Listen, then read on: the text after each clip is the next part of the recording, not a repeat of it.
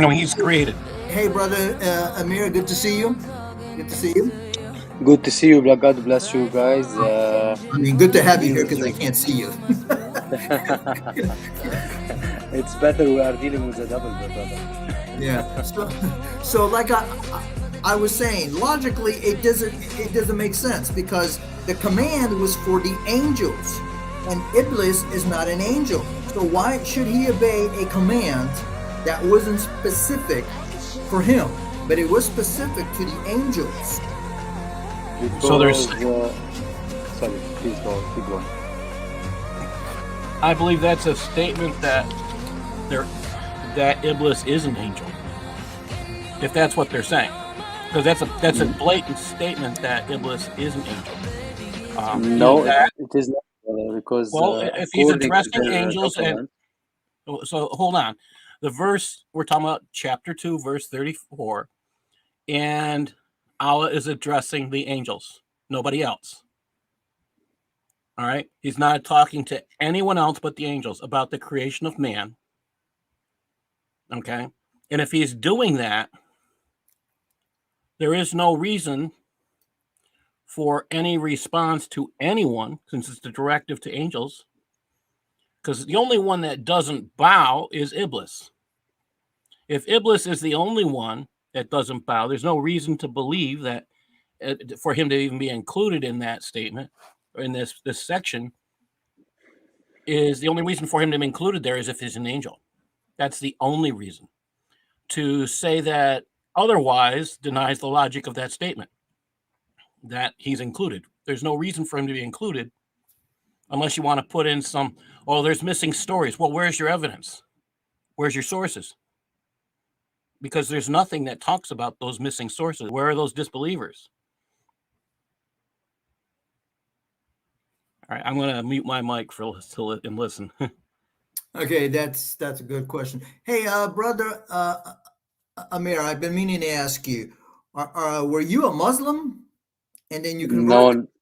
no, Okay, I was blessed to be born in a Christian family okay, uh, in the Middle East. So I was born between Muslims. So I have friends. I have everybody was around me. Let's say Christian and Muslims are mixed because my area mainly was Christians because war and stuff. So being divided. So but there were Muslims and Christians everywhere. So yeah, and but I was blessed to be born in a Christian family. okay. And you are a native Arabic speaker. Yes. So you have so you're like Christian Prince. You have an advantage over me, you know, because I have no knowledge of Arabic except the how to read the words using the diacritics and being able to distinguish, between if two words are exactly the same based on the diacritical marks. I mean, if I was, I go ahead. I believe I'm not like Christian Prince. He's much better. He's advanced, much advanced. He had even a degree in law in Islamic law. So I can't even go near that. I'm not even nearby him. But I studied in Arabic and I was born. I spoke Arabic, so I'm native Arabic. That's what I can say. Right, and that's the point that I was making. Yeah, Exactly. you're correct. CP does have, I think, a master's of Islamic jurisprudence.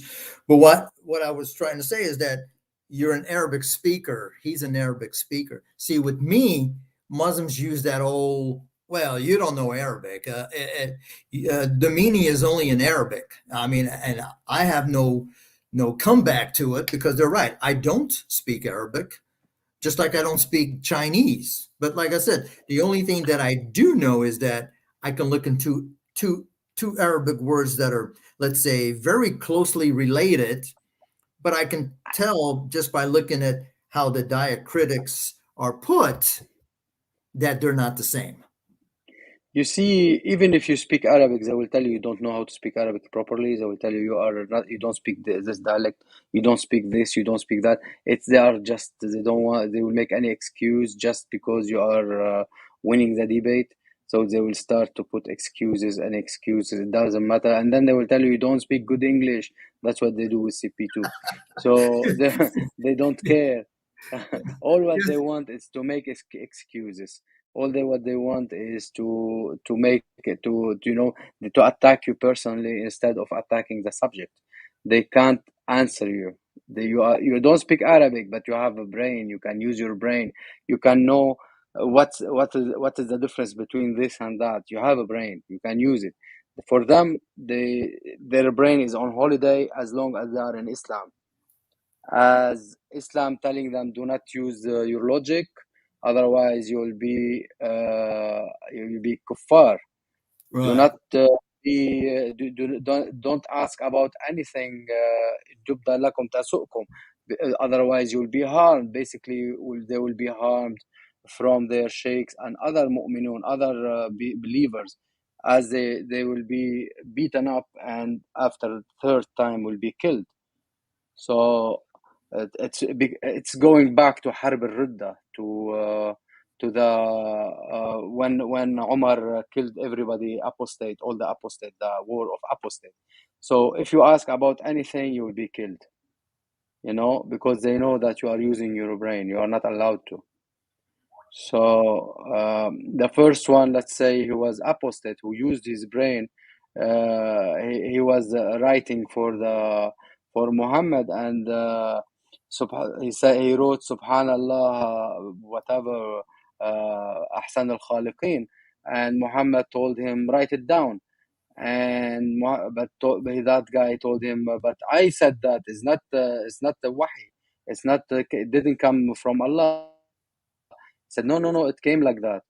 So the guy said, okay, if he's a prophet and he can make a Quran like that, I can make better than that Quran. So he left and he ran away. Right. Then Muhammad wanted to kill him. The only thing kept him alive is Osman, because he's a brother in breastfeeding, and Right. Osman, it was powerful between them. Right. Well, you also have the problem. There's the verse. I don't know which one it is, where it has to do where he's talking about jihad, fighting in the way of Allah, and with him is obviously the scribe who's writing it down, but there's also a blind person in the room, and the blind person turns around and says, "Hey, Muhammad, what about me? I'm blind." So all of a sudden, he gets a correcting revelation, and he changes the revelation so that now it includes the blind guy, the lame person, etc., etc. Now, if this was a revelation from Allah, how come Allah didn't know that there was a blind person? How come Allah didn't tell him the exceptions? Yo, bro, it's okay if you don't do jihad if you're blind, because obviously you're blind. You ain't going to be able to do jihad unless somebody straps a suicide vest on you and points you in the right direction and says go that way, and go kaboom. So, but even that blind guy did jihad for Muhammad, and he killed his slave with her when she was breastfeeding her kids. Her yes, kid, and that he is was true. he with a sword, and so he forgot about that thing. So to answer Jason Bourne, he keep jumping in everywhere. Yeah, even Allah said so, that how can we know there is Allah? He's speaking behind the veil. Nobody knows there is Allah. Nobody knows there is Muhammad. If you can prove it, tell us. Okay, And sorry, brother. Keep going. no problem. And here's the funny thing. Muslims like to tell me, oh, you guys don't have any witness for this or witnesses for that. Okay, well, who was the witness for when Muhammad was in a cave with Jibril? Because if you read the sources, when Muhammad runs home scared to his wife, Khadijah, why didn't he say, hey, Khadijah, I just met Jibril, and I don't know, he tried to kiss me, but he squeezed me a little bit too hard. We don't find out about Jibril until Khadijah takes him to her cousin Waraka, who somehow calls Muhammad his nephew, which I haven't been able to understand that, because they're not really related, but that might be something with tradition. But it's not until and then Khadijah does the striptease to prove that it was Jabril. So there's no witnesses for Muhammad being in the cave. Actually, you were right in one way that he said there is someone with him in the cave, and it was Shaitan, the devil. And he told her, Zammiluni, Zammiluni, which is cover me, cover me. There was Shaitan on me who appeared on me. And he at first thing he said, it's Shaitan who came on him. So it wasn't an angel until she did her striptease and pole dancing. So uh, basically he said there is Shaitan. He told her, cover me, cover me. He started having, he was shivering, and he was muscle-ache. He had a muscle-ache. He had his back of his, his neck and everything hurting him, and he was really hurt from that squeeze. But as you said, there is no evidence even for mayonnaise in the cave.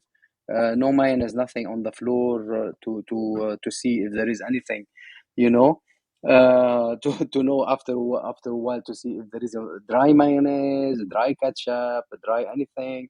Right. Nothing, not even a human being left over. Like whatever go out of him. Nothing.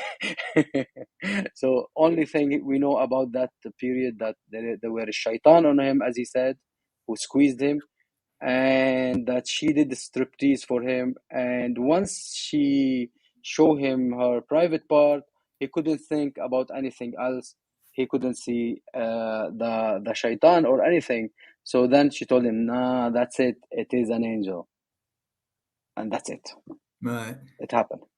So any man, you show him a naked woman, he won't think about anything else. His lower brain thinking, his upper brain will never think. So I don't think it was thinking with his upper brain at that time when she did striptease for him. You see. That's why he didn't see any shaitan around him. Right. Well, see, here's also another problem. Anyone that's familiar with the law system, right? When you're in a courtroom, there's a thing called precedence, and there's also a thing called a pattern of behavior. So if we apply those two and we look at all the other encounters between an angel of God and, let's say, a human, we would say, can we establish a pattern of behavior? Is there any precedence for that particular behavior? Now, I have no problems with, somebody being afraid when an angel comes to them. Clearly, we don't see angels on a daily basis. But if you notice, the angels always calm the person down. Fear not. And they tell you who sent them. We also don't see an angels physically abusing someone. There is no pattern of behavior for any angel encounters where they abuse the individual, and there is no precedence for it. And the story of the cave, we do see something was there, according to Muslims, and that something, A, didn't introduce themselves, B, didn't try to calm down the fears of Muhammad, and C, committed assault and battery on Muhammad, because it wasn't just a soft hug. It squeezed him to the point where Muhammad couldn't breathe. Exactly. We don't see that anywhere else. Not in the Quran. When the angel comes to Zechariah, when the angel comes to Maryam, we don't see that in the Bible where the angels go to different people. And the only thing a Muslim has been able to tell me, oh, but Jacob, Jacob was abused. No, Jacob wrestled. Wrestling is a sport that requires two individuals to participate. Yes. So Jacob participated in the action. He didn't just stand there and let the angel, the angel abuse him. So that's a poor comparison. Hey, Jason Bourne, when you finish breastfeeding, could you want to come up? The link is in the chat. Okay. Well, I mean, hey, we don't lie like Muslims. So if CP says he has a degree, I'm not going to question the man if he has one or if he doesn't have one. It's not important to me. The fact is that he spanks you like a donkey. Exactly. He doesn't need his opinion anyway. Right. I don't understand this guy, and let him be anyway. He said now he doesn't want to come up because he will be forget about him anyway. He never been. I spoke with him many times, like chatting, and never spoke with him. Oh, Like this Jason Bourne is John Wick. Is the guy's got more names than I do? But Jason Bourne, you keep saying set the criteria. Criteria for what? Can you come on the show and tell me why should I believe Islam? What would make me believe Islam? Let's pretend you're trying to do dawah and you're trying to convert us. How would you go about doing it? Where would be your evidence that that Islam is true? That the Quran is actually from some guy, or maybe it's a girl. I don't know. Maybe it's a transgender from Allah.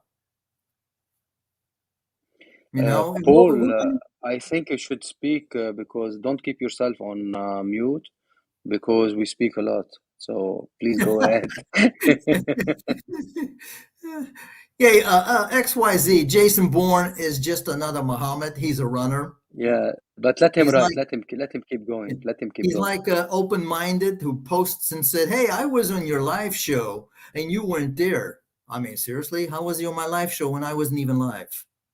I will do dawah if you give me your criteria. No. See, Jason, we don't play your. I'm not here to play your game. Amir's not here to play your game. Paul's not here to play your game. If you can show us your evidence. You will never have the truth with capital T as you wrote it, as long as you didn't accept Jesus. Jesus is the truth. As long as you are Abdul, you will stay potatoes Abdul or whatever they call you.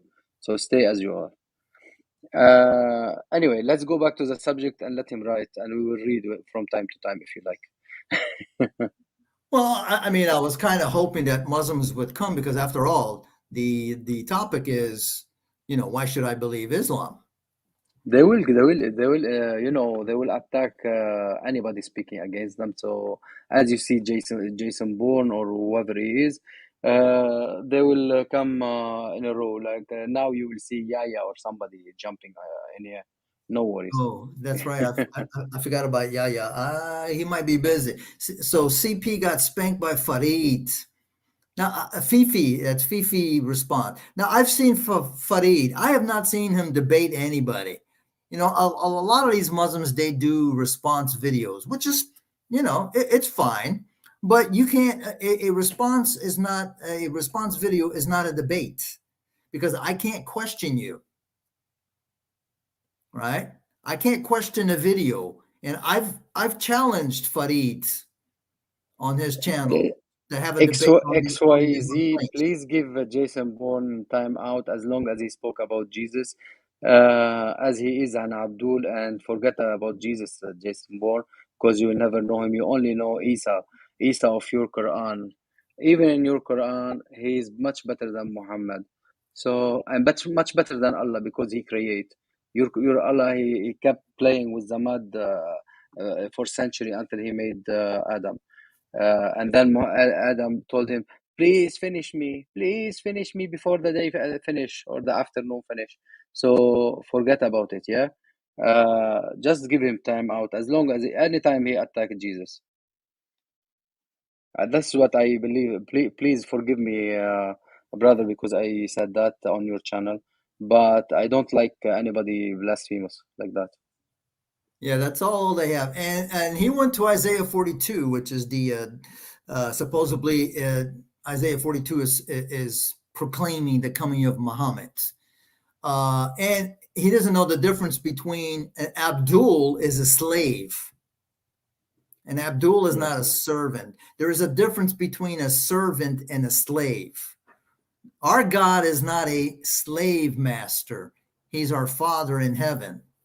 Muslims have a slave master, one that requires them to be able to do everything that Allah says, or otherwise Allah is not going to be very nice to them.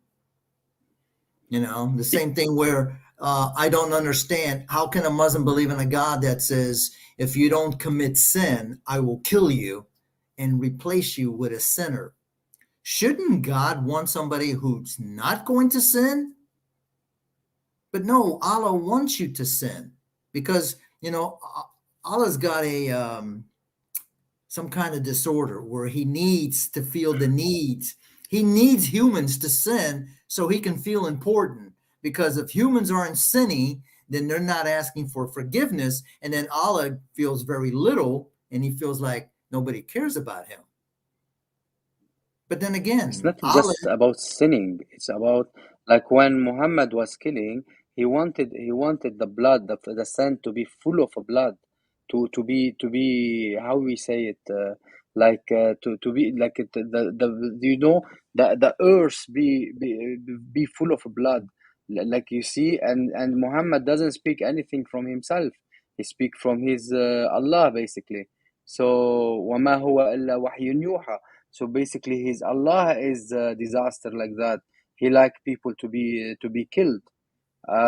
So so that's their Allah. Is if they follow that, as they are doing in ISIS or whatever, that's what they are doing. They are killing in mass killing, and that's really bad. They want the earth to be filled in blood. 800 or 1,000 people killed in one afternoon, and he's laughing and grilling. It's really bad. right. Mr. Paul, you got anything to add? If you're here, maybe he stepped away from the computer. No, I'm listening. So no, I don't have anything to add. I do find it interesting that those willing to do stupid things like this Jason Bourne imaginary wannabe would rather go someplace and go and make statements that are just blatantly untrue, and too chicken to come on and debate because you offered him a chance. And the cowardly actions of this man, they came out. I mean, if he had taken you up on your challenge, he wouldn't have been booted.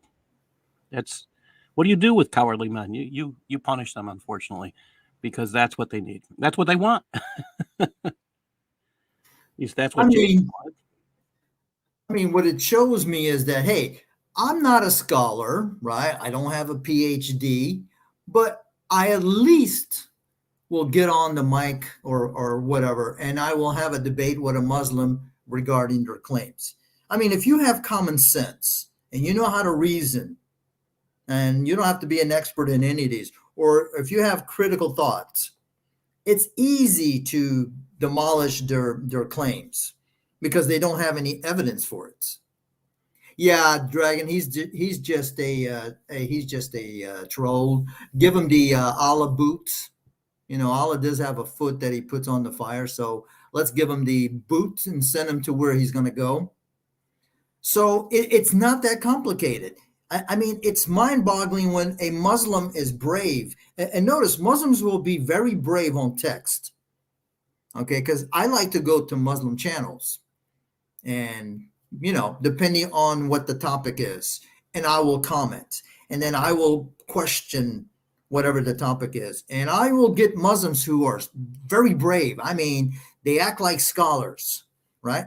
But then the minute I say, hey, why don't you come up on my show and we can have a discussion?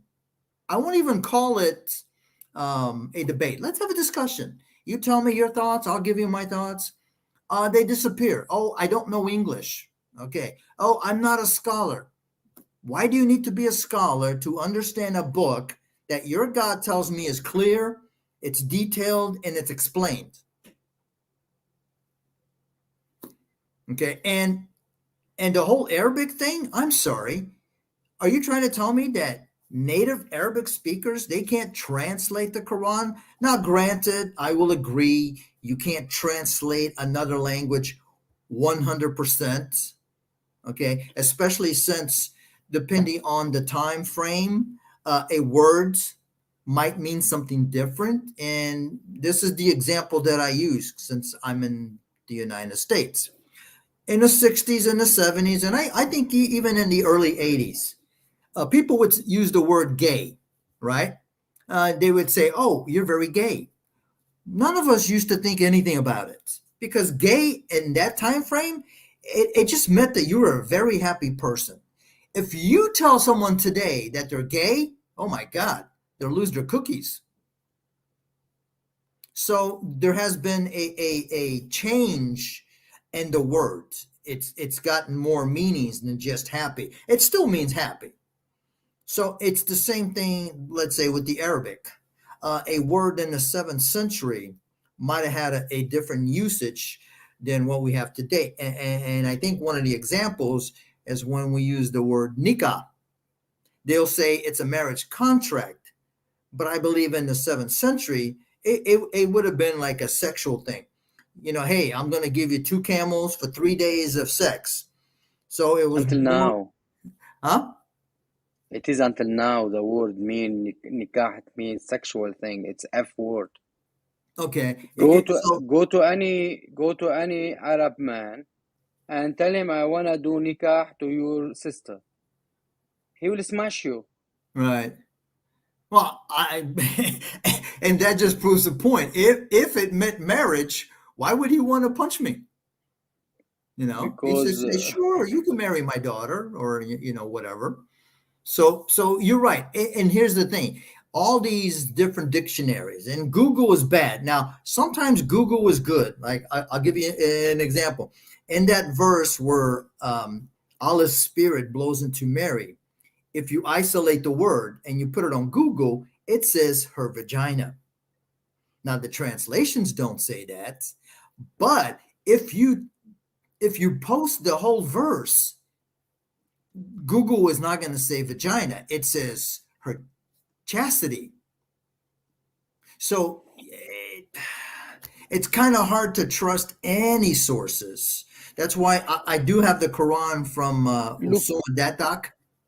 believe me, Google is blessed until now, but they play with the meanings. They change it because Google allowing them to add their words, to change words, allow people to change words.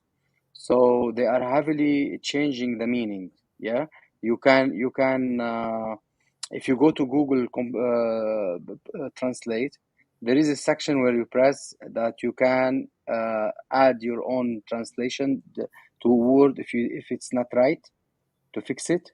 Yeah. Yes, I have seen what you're talking about. That's correct. Yeah. So but otherwise, Google is blessed because sometimes you need it to understand what they are speaking about. And to go back to what you were saying about Arabic and stuff, you only need Arabic only to know what they are lying about. You only to see what they are hiding. They are hiding most of the important thing you need to know. They are lying. They are changing. Even the Quran in English is not a Quran. It's not a real thing. Not like the Arabic at all. They change it totally. They will send it for you for free. Just take it because they change it. There is those what they call it. They send them to you. There is websites they send you. And in fact, I ordered one once. They sent me like 10 books with it, and I didn't order them. I ordered only the Quran. It was for free, and 10 books came with it with that Quran. Wow. And so the Quran, I had to get rid of it because nothing is right. They changed everything, especially the page Alif or A. It wasn't there to show that it's from Hafs, which is his liar, you know. that he's liar and all that. Is not, it's not there. That page is not in the translation. Yes. So any other speaker other than Arabic speaker, yeah, he won't know that there is page A anyway, page Aleph. Yes. Oh, yes, So yes, he yes. won't know where it's coming from, this to that, how you know where it's coming from, to know it's an Asim, an Hafs, you know, to go from one to one to one to one, and then it will be they will make it to so many of them, but all of them are liars, or it's cut off there. It doesn't reach Muhammad at all. It doesn't reach even Osman. Yeah. So the whole idea is 85% of Muslims, they don't speak Arabic minimum. Right. Yes. And they don't know that it's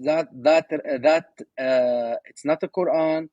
It's called riwaya. Riwaya, that means a story, or something like that. Riwaya, fairy tale, if you like, if you want to call it riwaya. It's a story. Oh, okay. Yeah, from Hafs. It's what he said. Yes. So it's similar. So basically, it is similar to the hadith. It is hadith. Yes. Hadith and riwaya, it is same. Hadith, riwaya, it's what somebody said. Yes. So Right. it is all lies. His hadith is not accepted. So how come his Quran is accepted?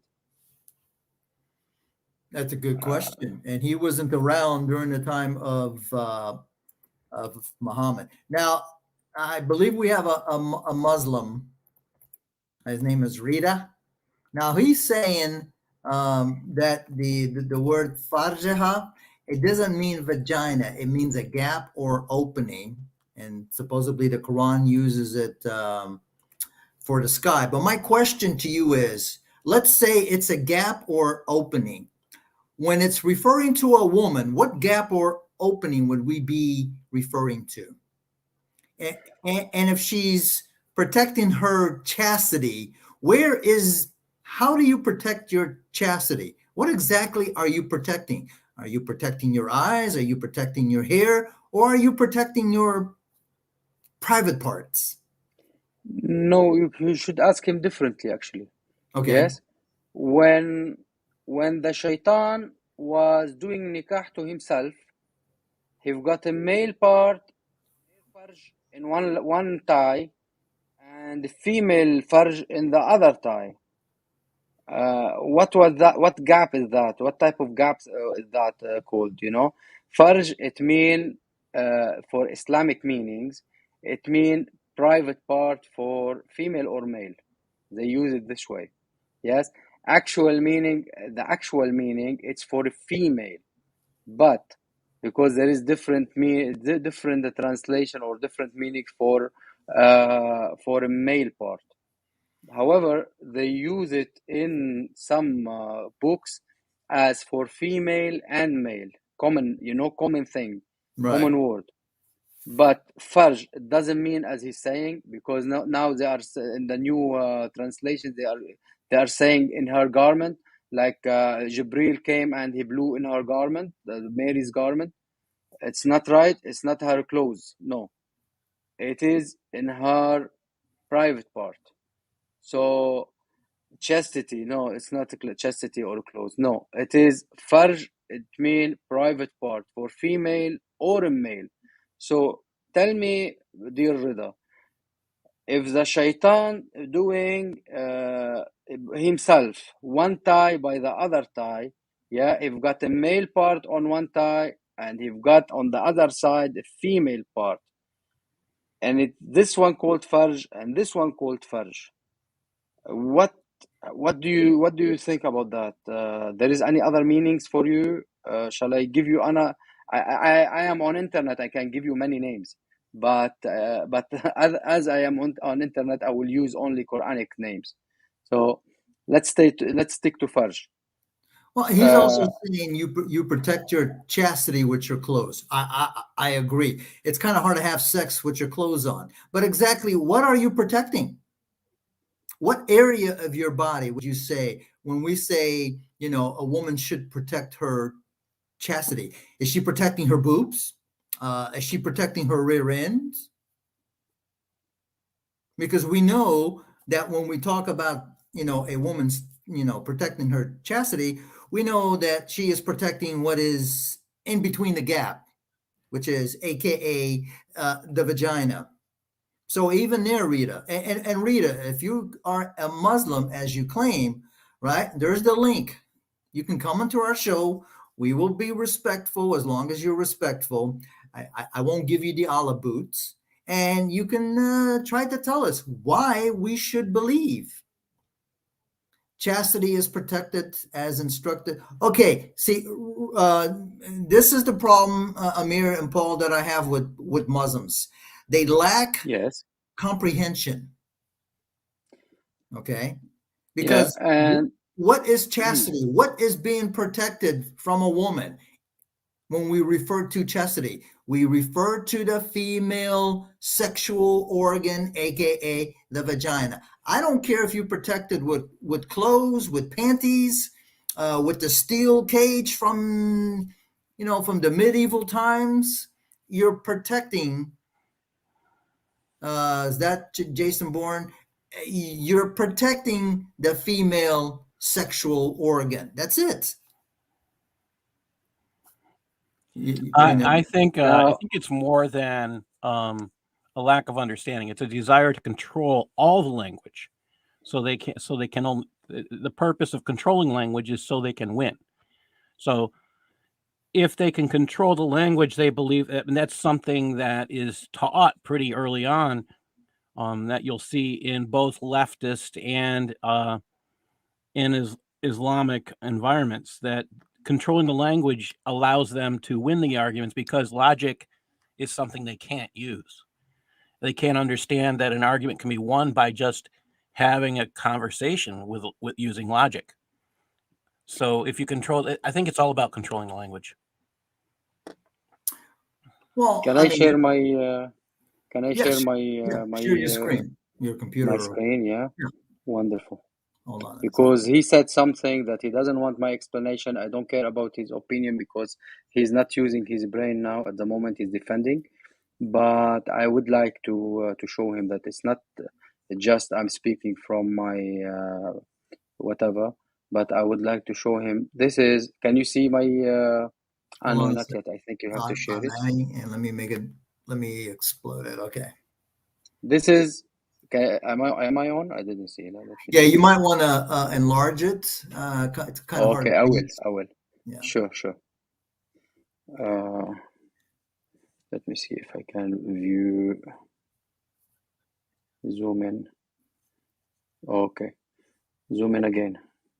Yeah. And usually I have to put mine at about 175% to Yeah, 200%. is it good? It's okay. Yeah. Now it's definitely better. Wonderful. But I wanted to show you, this is Al-Ma'ani dictionary. Okay. It's not made by me. It's not me. Yeah, Al-Ma'ani TV dictionary. Oh, okay. I've used it before. Al-Farjan, the two farj. Al-Farjan. I told you about the an before yesterday, and that will make it dual.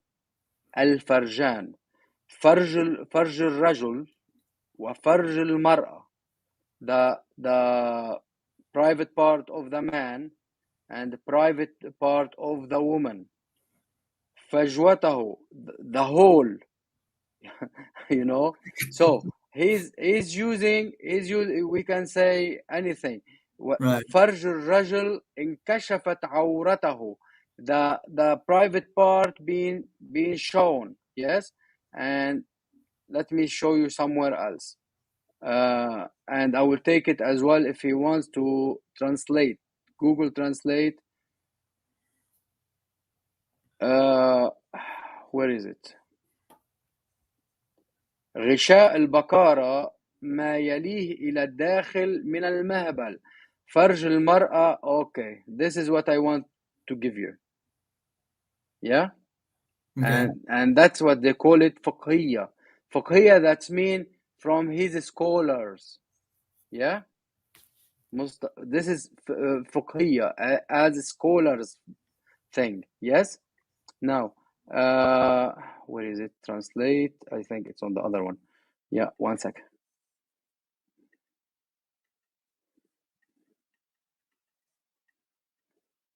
And here it is. Please read it for me. It's not me. Okay, it says the inner woman's vulva terms, the hymen inside of the vagina. I mean, you know. And juristic. It's not me. Right. So let him play with someone else. I'm not Well, telling him something from my you know. Let me stop my sharing. How can I stop it? It doesn't show. hold on a second. Let me see. I can remove it. Well, at least it removes it. Yeah, Right. done. Yeah, done. Thank you. That's the problem with Muslims. They think that if you're a non-Muslim, or sometimes even with, like, for instance, you're an Arabic Christian, they think they can Yeah. come and they can play with us. Yeah, Rida, I am teaching literal Arabic. I am teaching that on my channel. So please come to my channel and I will teach you. I hope you will join my channel to learn Arabic. Like that, you will learn how to read your books, because it's full of lies, and you must learn what's going on in there. You must learn what's going on in there. Yes, thank you. We love you, by the way. We love you so much. If you Well, are next to me, I will give you a hug.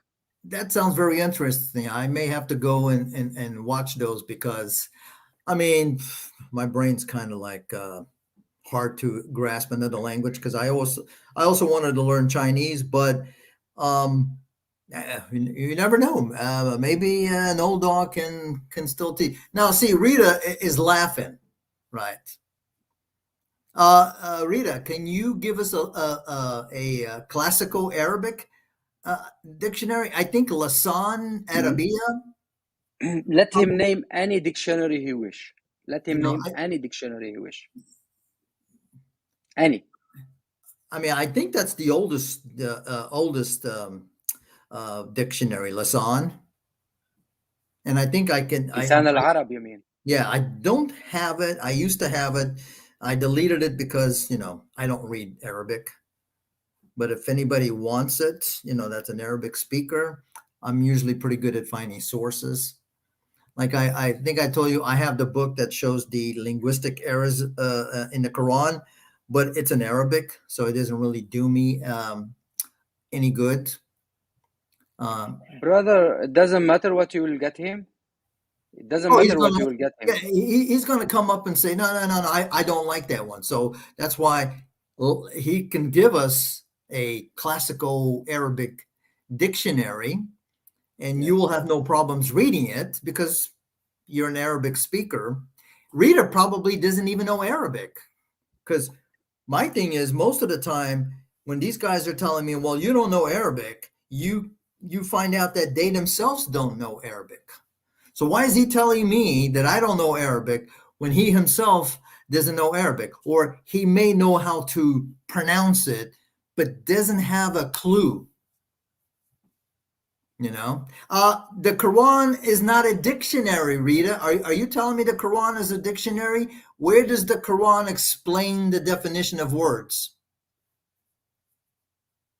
Again, even if it is used for the sky, as you said, and it says it's an opening, what opening would that be in a woman? Rita? And Rita, why are you afraid to come onto the show?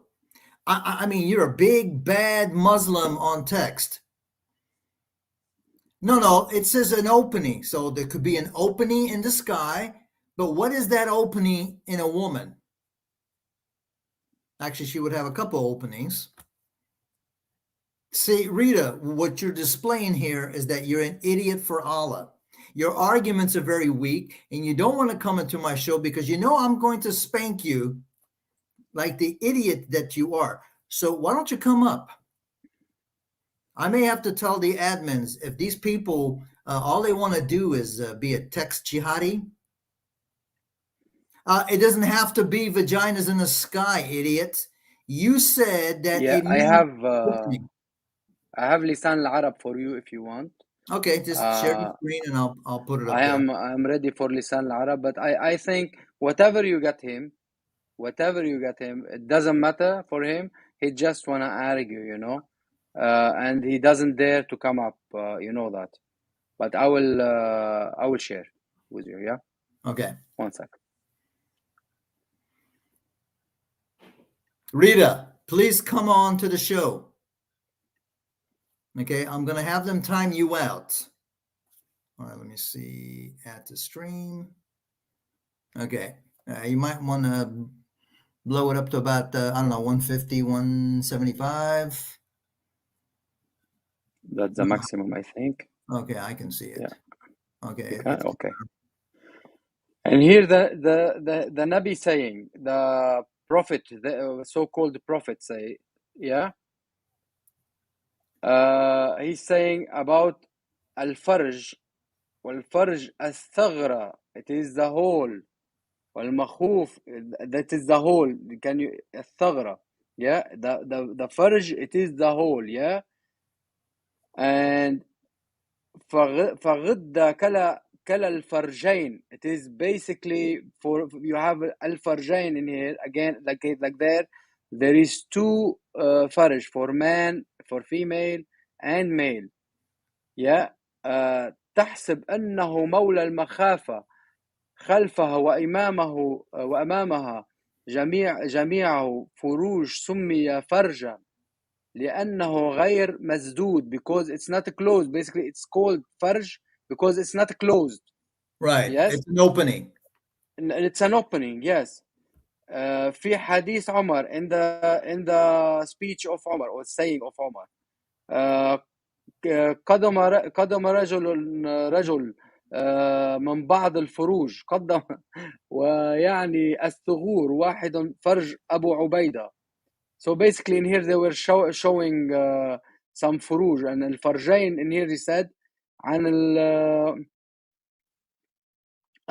والفرج العورة والفرج in here الفرج العورة والفرج that's شوار الرجل والمرأة والجمع فروج. I will translate that for you. Okay. Well, Rita is just displaying just how much Muslims lack, excuse me, reason and critical thinking, because he says, "Oh, is Amir saying that there's vaginas in the sky?" No, because if it is an opening, when it's referring to the sky, clearly we know it's not used to mean vagina. But when we say the opening of the woman, what exactly could we be referring to? An opening of a woman that Jabril or Allah or whoever blew into. See, this is how stupid they are. No, And they it's not blew, Jibril. It's not Jibril. It's right, Allah had nothing to do but blowing into Maryam, not Mary, not our Mary. Their Maryam, vagina. right, Vagina. It's not our Mary. It's their Maryam, imaginary one. right. Yes. The sister of Aaron. Yeah. 1800 years difference in time. Yeah. You know. Yeah, because there. Can you see what there is on the Google Translate? Yeah. I'm not getting anything from me, and this is from different one. And his prophet saying that because his prophet there were nothing in his brain but killing and private parts, Right. nothing Well, else. just look at Allah's heaven. Allah's heaven is a whorehouse. You got men walking around with a penis that never goes soft, right? Now, I guess they can't wear pants. They're going to have to wear a robe, right? And why would you need a penis that never goes hard? The only logical conclusion is to have sex, or unless you're going to walk around comparing sizes, and you're going to get two wives and 70 hoodies that are going to come from hell, because apparently there's not enough women in Allah's heaven that he has to get them from hell and make them into hoodies, and re-virginate them. Revirginate them and smooth them, and Yeah. he has to smooth them in sanding paper. He doesn't have Vaseline and stuff, so he had to smooth them for years and years and years and years. And he doesn't get tired. He doesn't have anything this Allah to do but to smooth women and blow in their private part, or fixing their private part. That's Allah. Yeah, and Allah is also not smart like Rita here, because again, Rita, I'm using your definition, and your definition, you said it's an opening. So when it's talking about the heaven or the clouds, we know it's not talking about a vagina. I mean, you'd have to be a complete moron. Well, except when you're dealing with Muslims, to think that it's referring to vaginas in the clouds or in the sky. But when it's talking about an opening of a woman, I mean, unless you've never seen a woman, I don't know, maybe you're gay like Muhammad. It's referring to the woman's private parts. Perhaps all the Sahaba, they were homo. All Could the be. Sahaba. I was homo. I think that I don't remember the name of the person, but in the hadiths, Jabril comes like a real good looking guy. I think that's the neighbor of. دحية الكلبي. Yeah. So, and he tells his companions, "Hey, that's Jabril, right?" And then we also read about Muhammad having semen on his clothes, right? Yes. That Aisha who saw him, Yeah, she and used she to told have him, "Isn't it that Dahya?" He told her, "No, it's Jibril." So maybe the stains in Muhammad's clothes were not from Muhammad. They were from that good-looking Jabril who came as the good-looking guy. They used to leave his house at night. So the way that Muhammad got away with it, so people wouldn't think he was, bisexual, not necessarily gay, was to say that's Jabril. Yes. That's my theory, that that's how he got rid of it. And again, Rita, I timed you out for 5 minutes. I don't know if it's been 5 minutes. Why is it that you guys are so brave on text, but you can't come up? It's only 3 of us, right? And like I said, if you can have a civil discussion, unlike your other friend Ben bent over, all he wanted to do was curse and yell at us. We can have a discussion. Show me, okay? I'm a Kafir. Show me why I should believe in the Quran. What makes the Quran special? Because even Bart Ehrman, he compared it to a telephone book. How special is the Quran if a guy, a biblical scholar, compares it to a telephone book? I mean, that can't be anything spectacular. He didn't compare it even. He said the telephone book is much better. So Right. it doesn't have any mistakes. Telephone books. It's not like the Quran. So basically, it's higher level. Yeah. Did you pay attention? So, Yellow Pages. It's much better. Yeah. And yesterday I did a video, and it was on six chapters with different verses. And it was the one about Allah creating Adam and telling the angels to prostrate. But in every single chapter, there's a slight variation. Now, how can this book be from Allah when first of all, why is he repeating the same thing 6 different times in 6 different ways, or 6 different variations, right? It's only one person speaking. It's not like the Bible where we have, the book of Samuel, the book of Ezekiel, and they might be describing the same thing from their perspectives, so they're not going to match. I mean, it's not like they're doing a copy and paste. Let's say you and I and Paul, we witnessed a crime, and we were given our statement to the police. I guarantee you the 3 of us would have a different version. Absolutely. Right? Because, we see things different. So, and this is the Quran. So if the Quran is the unfeathered, uncreated speech of Allah, but Allah sure does a lot of quoting. I think that was on one of the videos that you posted from CP, where the Muslim man called in. So Allah's just regurgitating what other people said. And I'll give you another example. In the Quran, Prophet Lot or Prophet Lut, when he's talking to his people just before Allah destroys the two cities, which, by the way, I don't even think the Quran mentions Sodom and Gomorrah. I could be wrong. I'm not a Muslim, so I don't memorize that silly book. But I don't think it mentions Sodom and Gomorrah. So we have no clue who Allah destroys. But if you read the Quran in different chapters, Lut says he gives 4 different speeches to the same people. Yes. Where is the sense of in that? How is this book from God? Does God need to repeat himself? I think 30 to 40% of the Quran is repetition. Yes, the repetition is it's beautiful in the Quran. I love that repetition. Yeah. And especially that orders by somebody to tell you to eat or not to eat. Now the blind, he can eat at his house or his parents' house, his mother's house, his father's house, his sister's house.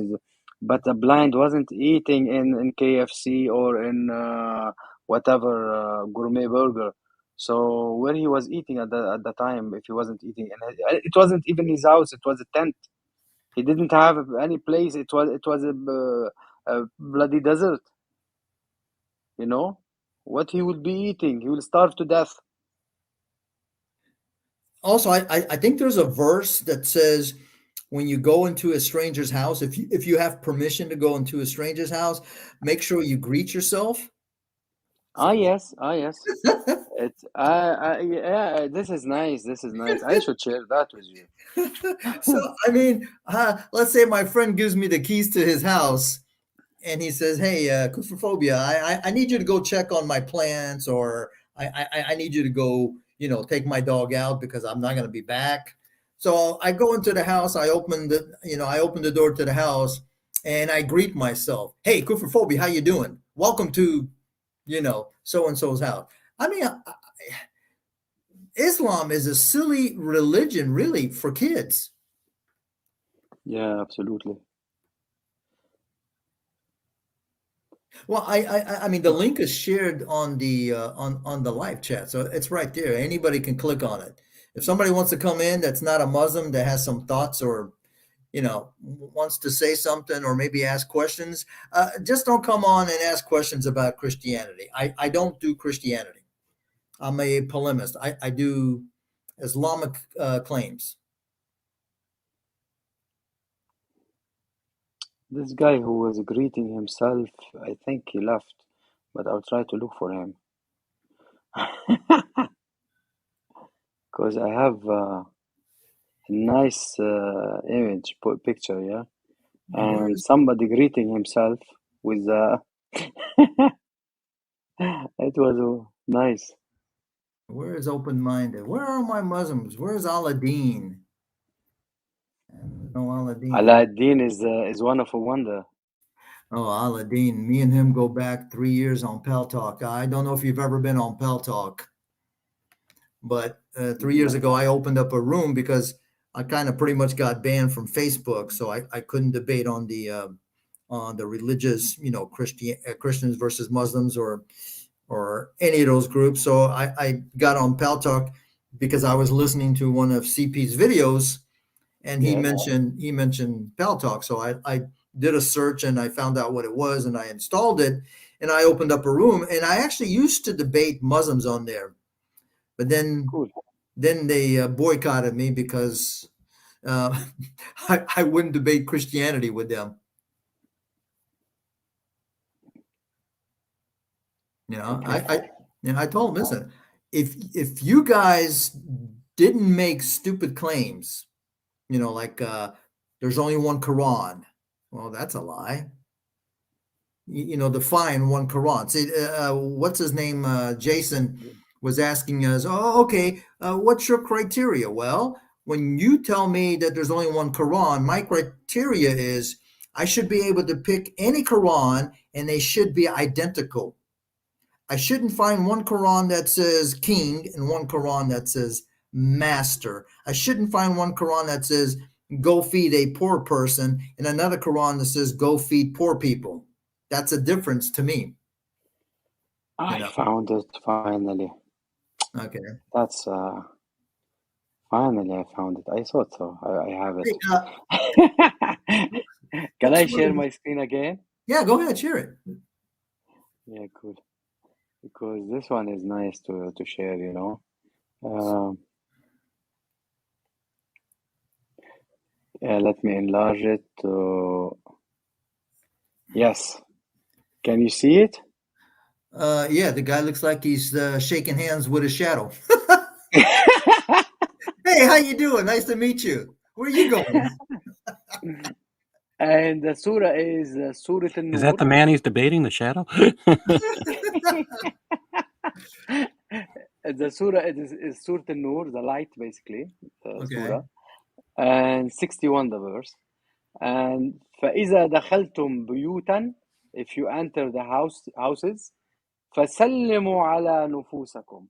So say hello, basically, shake your hand of yourself, you know, say hello to yourself. And this is the end of the verse, by the way. So as I shared previously the verse on my video, but that video was like 1 hour and a half. I can't share it with you now. So سلموا على نفوسكم. Say hello to yourself. It's really something. And who's that who said there is only one Quran? All Muslims tell you that there's only one Quran. I thought now there is someone telling you that. No. That's that. Ever since what's his name, Sheikh Yasakari said that there's holes in the narrative, Beautiful, yeah. and Muhammad Hijab said, if I gave you a blank mushaf, what would you write? And he says, look, bro, you don't want to go down that street with me because I'm going to take you on a winding road. I'm just, making stuff up. But basically, he is telling us that, that ship has sailed.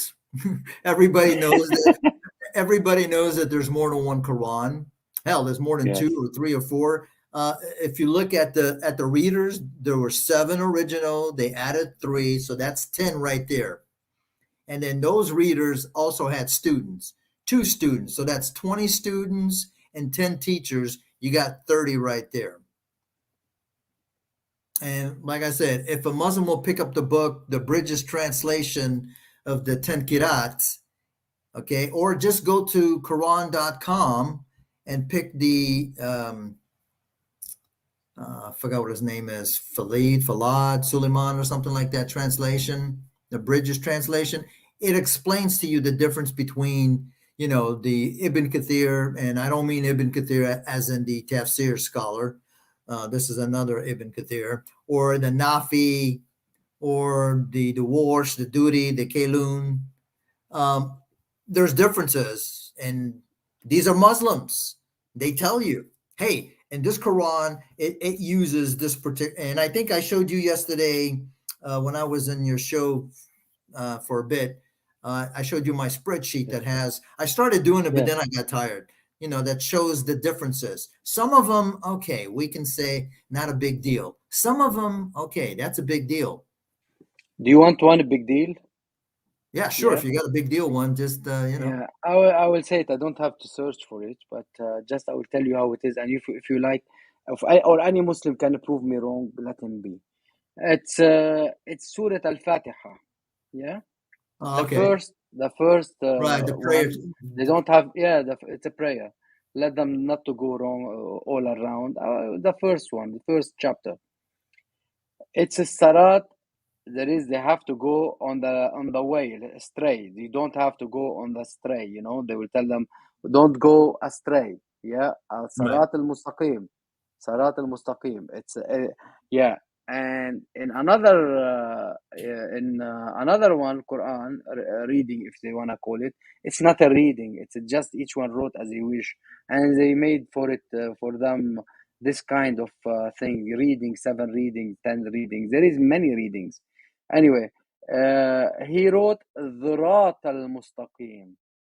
ذرات المستقيم, it means farting. Straight farting. That's a big deal Okay. between a straight way and straight farting. That's a big difference.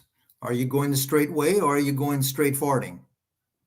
Straight farting is releasing more, releasing. Maybe the guy ate too many beans. You know, if you eat too many beans, you know, for some Yeah, people, it causes you to have a lot of gas. It's kind of like, what was it, shaitan? that's explain. That's explain why Muhammad received this surah while he was doing poo poo. Do Maybe you know that? could be. That that Surah Al-Fatiha, Muhammad received it while he was in the, there is no toilet, but they were in the outside. You know, they used Right. to wait until night time, and they used to go to hide somewhere, like when Omar followed Sauda, the wife of Muhammad, to tell her, "I saw you, I saw you." It was, she used to wait, the poor one, until the night to go to hide somewhere to do her business. Wow. So the nasty Omar was used to follow her until the ayat al hijab went down, because he was forcing Muhammad to do the hijab thing. Now Muhammad used to go as well to do his business, and every time he hear voice, strange voice and noises in his brain, he's a sick man. So he used to run while he was sitting to do his business. Suddenly he hears a voice, straight start running. Once, twice, three times. At the end, they told him, "But wait and listen. Maybe they will tell you something good." So he decided to wait and listen. And out of sudden, the Al-Fatiha came, and it was Fatiha for his farj. So and and the Zurat came out. The farting came out. Oh, so it's really a prayer to help you get rid of the gas that's backed up. You know, it's to, Absolutely. now here's the thing. What happens if they waited until the nighttime to go to the bathroom? What happened if, let's say, they ate something that didn't agree with them and they had diarrhea That's it. and They will do it. They don't care. it was during the day. Now you can't Yeah. tell me that you're gonna hold it until the nighttime, because let me tell you, it's impossible. So, It was like that in general. It was like that in general, unless if they have like a little thing to hide behind, you right. know? Yeah. And you know, it's a desert. There is nothing. There is no tree even to hide behind. Nothing. It's just sand all around. Wow. Yeah. And I'm pretty sure they used well, first of all, where would you find stones in the desert? So that means you probably used sand to wipe your butt, because there wasn't that much water and you wouldn't want to waste water on your poop. Yeah, but he was using, as the hadith saying, he wasn't only using sand. He was using the whatever leftover from the cows or sheep or whatever it is. They were dung, they call it. They were using it till they dry it, and then he do it, dry do with it, and Ah, or any bone or anything like that. ouch, man. Yeah. Whew, that's got to No, be rough, he was. man. But he was very clean, so he used to do it only 3 times, and then he will go stinky way. Must have been very Yeah, efficient to just only take 3 times to make sure you have a perfectly wiped booty. yeah. After he took this sending by stones like from his Allah, because sending by stones is very important. They send Okay. houris with it. So he was sending his backside as well, you know, sending papers. Well, what happened? But he had stones. Sorry. No Muslims. No, that's sad. I know, and I posted on Open Minded Christians channel that I was going to be here at 6 o'clock p.m. because he's over in the UK also. Yeah. But I don't see him here. He hasn't. Now Aladdin, I don't know. I think he's in the Philippines, so I don't know what the time zone is there. But I would figure that a lot of the UK Muslims would be able to come on because it's only 7:19. I'm actually surprised Yahya is not here. Yeah, is a nuisance anyway. Let me try to share it again some other places. Let's see if Yeah. they will be here. I I asked our people, our beloved people, to send it to share it. You know, so because we have great people helping.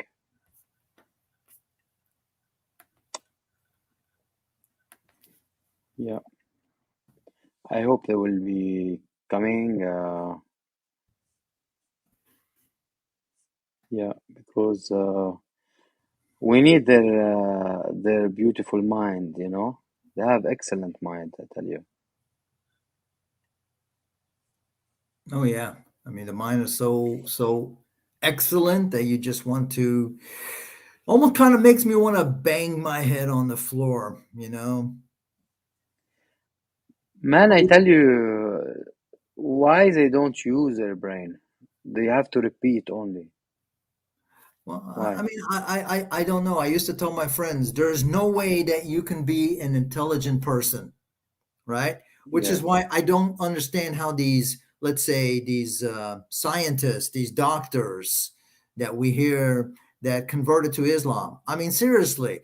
I mean, I consider myself intelligent. I have a pretty decent IQ. I'm not a doctor or any of that stuff, but I know how to use my brain. So you don't have to have a exactly. PhD. You just have to be able to use your brain, have some common sense, use some logic. I don't understand how, after studying Islam, after reading the Quran, whatever translation, read it in Arabic. My understanding is I have some Arabic friends. One has a PhD in the Arabic language, and he tells me if you think the grammar is bad in the translations, it's even worse in the Arabic. Yeah.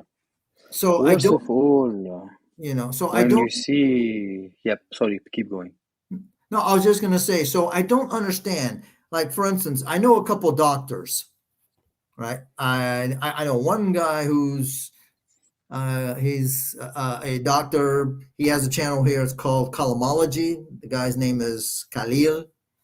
And then I know another doctor on Pal Talk, right? And I don't understand how they believe in the so-called embryology of the Quran, the miracle of the Quranic embryology. Now, these are doctors. I am not a doctor, but I did take a couple courses in biology in high school and in college. So I know enough about how we're created.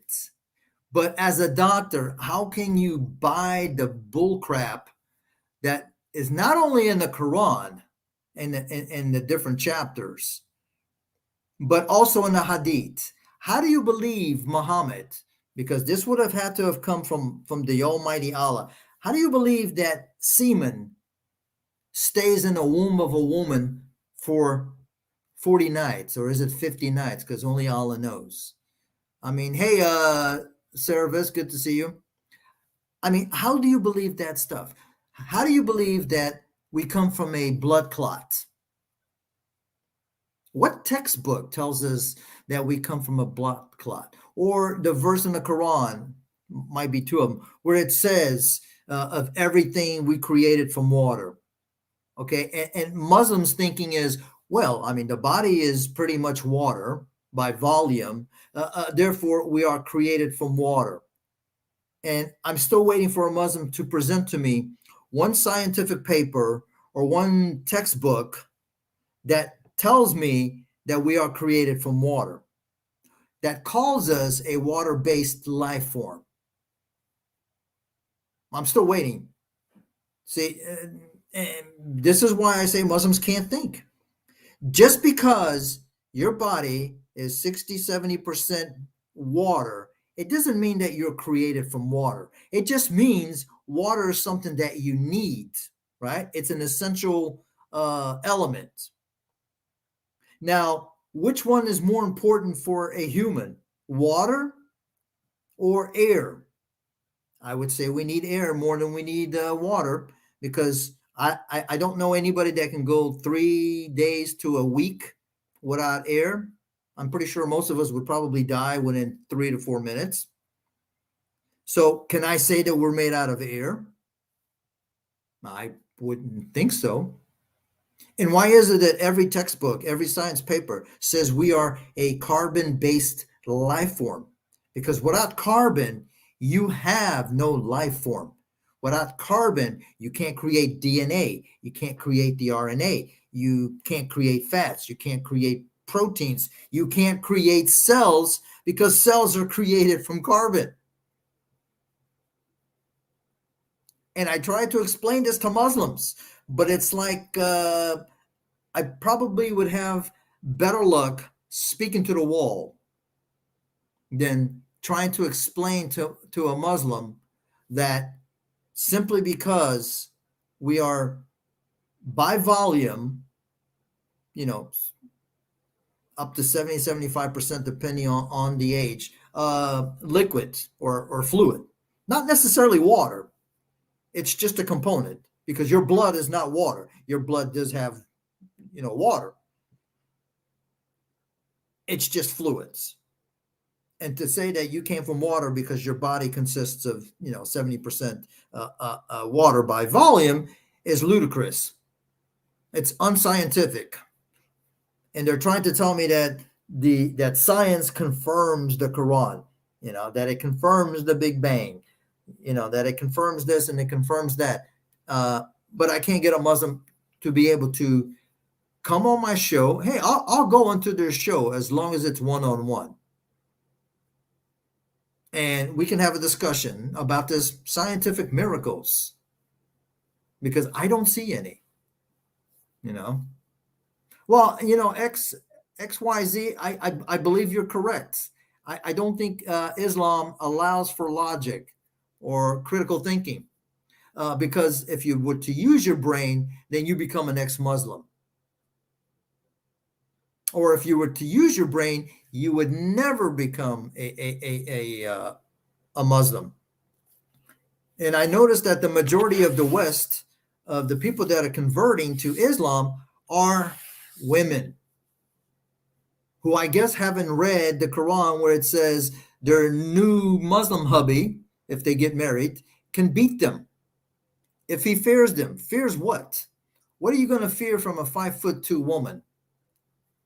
Okay, or where they are deficient in memory, or God gives them a period, but then says that they are deficient in religion because they have the period that he gave them. Hello? You're going to blame the woman for something that you gave them? I mean, this ideology, I'm not even going to call it a religion. I call Islam communism with a God. God says in Isaiah, "Come and let us reason." Yeah, well, that just shows to you that God of the Bible is not the God of the Quran. I mean, look at it. Look at Muhammad's life. Can anybody show me from the Bible where God makes a command for, let's say, the people, but he makes an exception for the prophet, right?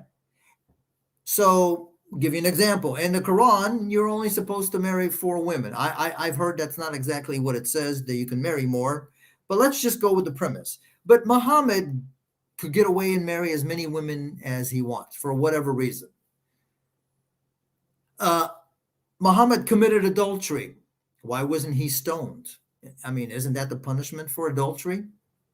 Right? We know he committed adultery because he slept with Mary the cop, who wasn't his wife. At best, she would have been his concubine, and it still would have been adultery. We know that Muhammad had people killed because they hurt his little feelings. Muhammad must have been a liberal. He would probably need a safe space today, because when you hurt his feelings, he just had you killed. I mean, I think he was a little coward, because probably was. I say this because he would send people out.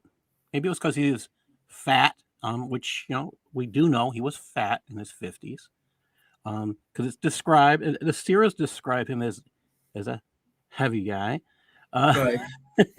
So I'm guessing that he physically wasn't able to do some things just because of his size. Yet he would send people to murder his critics. Right.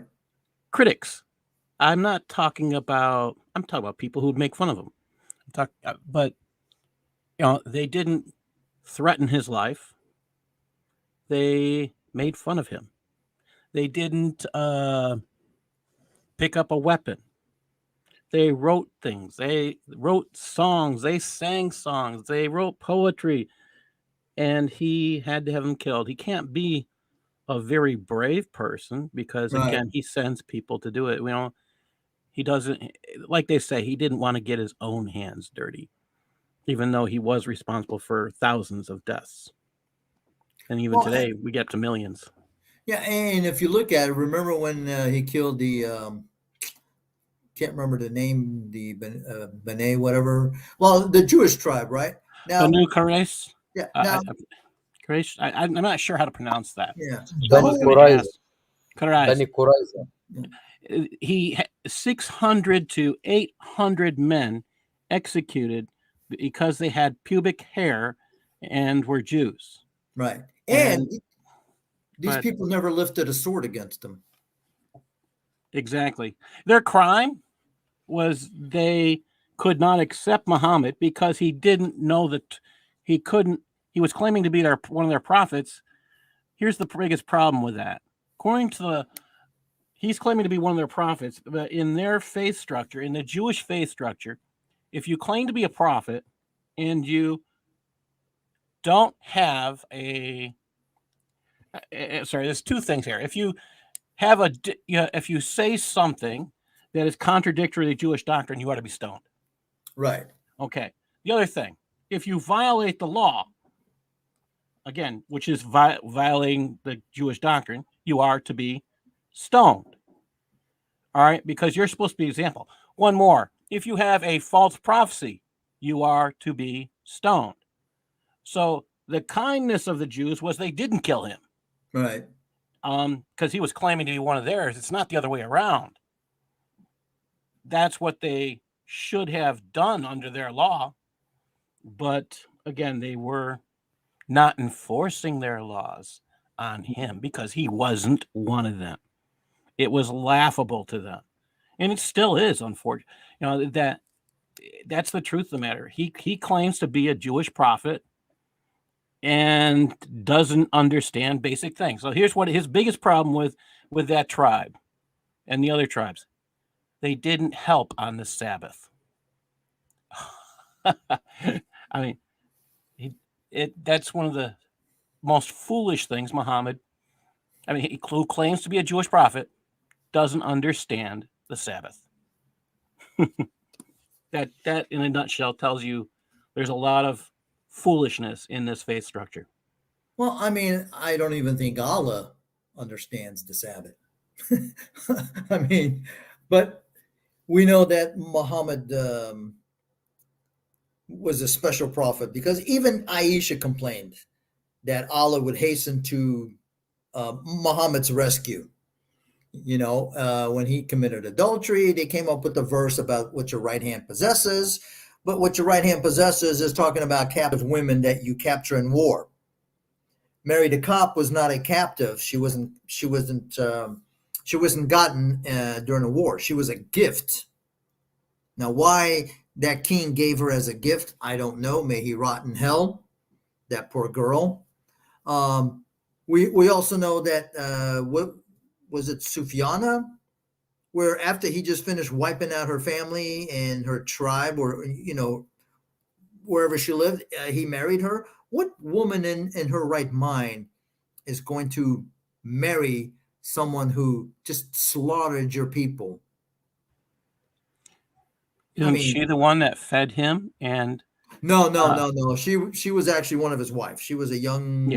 He wiped out her tribe.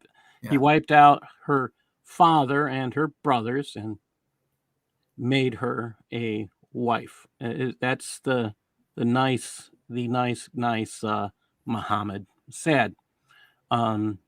He doesn't understand how can a woman feel free to make a choice to be married when her father and brothers and family, friends are slaughtered. Yeah, like she felt she had a choice. Right. Hey, Paul, you have a secret admirer. This is probably the Paul that posted. He's telling you to go to sleep. Hey, Paul, Paul number 2, why don't you come on the mic? Now, here's also the other thing. And now this is not in the Quran. This is in the Hadiths. It has to do with, I think they had just finished conquering some people, and the companions were horny little guys, but they were afraid about getting the women, the captive women pregnant, even though that these were married women whose husbands were still alive. And what does Muhammad say? Oh, you don't have to do, coitus interruptus. You can go ahead and have sex with these women, because if they're going to have a baby, they're going to have a baby. It's Allah's will, whatever. I mean, you're basically telling these men that they can commit rape of a woman, because what captive woman is going to willingly have sex with her captive who just slaughtered her people? Again, this is just stupidity on steroids. Hey, Adam, good to see you. I mean, it just does not make sense to me. And they talk about, but the Bible, what says to rape? I don't see in the Torah where it commands the Israelites to go rape these women that they captured.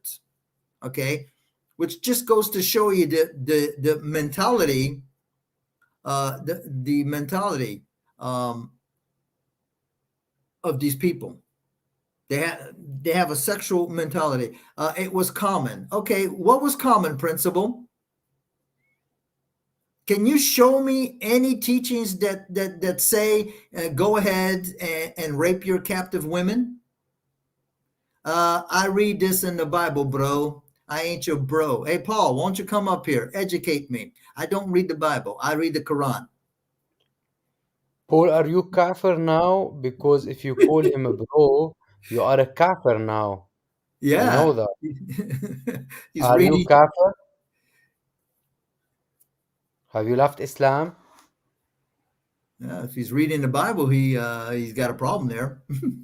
Are you allowed to read the Bible? Well, I have to say this: the Quran does say that the Bible is accurate over and over again, but it's very, very interesting that a lot of Muslims claim that they read the Bible, but what I've discovered is they don't. What they actually do is they'll read a verse here or there that someone else has written in a document. They don't ever go to the original sources of the scriptures. They don't ever pick up a Bible on their own. They go read what somebody else says. They listen to what somebody else says. They never do it on their own. They're too lazy.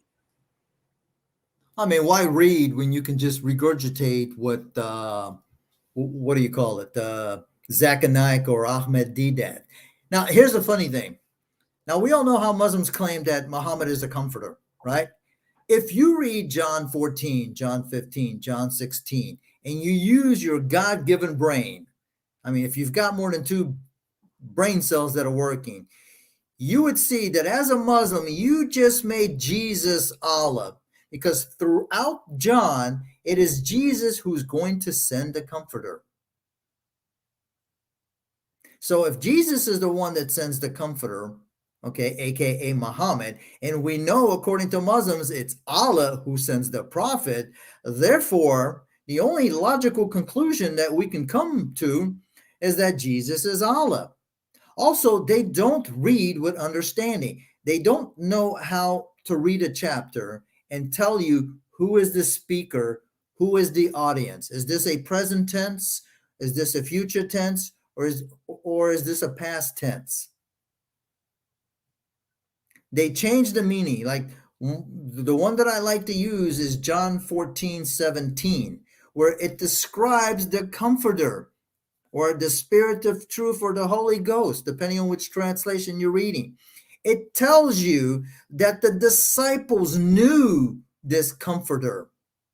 Well, if the disciples knew this comforter, and we can clearly see that it's talking about the disciples that were there with Jesus when he was speaking to them, did the disciples know Muhammad?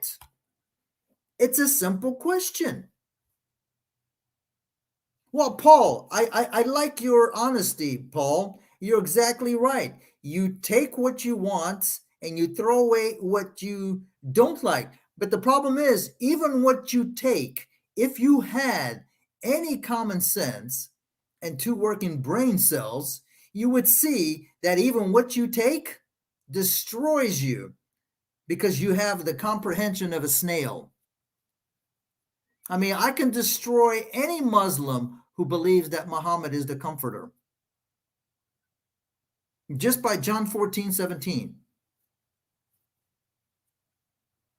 That's all I need from John. Just John 14, verse 17. That will right there will destroy the whole notion that Muhammad is this comforter. And there's supposed to be some Muslim scholar that's coming up with a book to prove that Muhammad is indeed this comforter. I can't wait. You also don't like John 17. Okay. Well, who says I don't like John 17? Hey, Mary.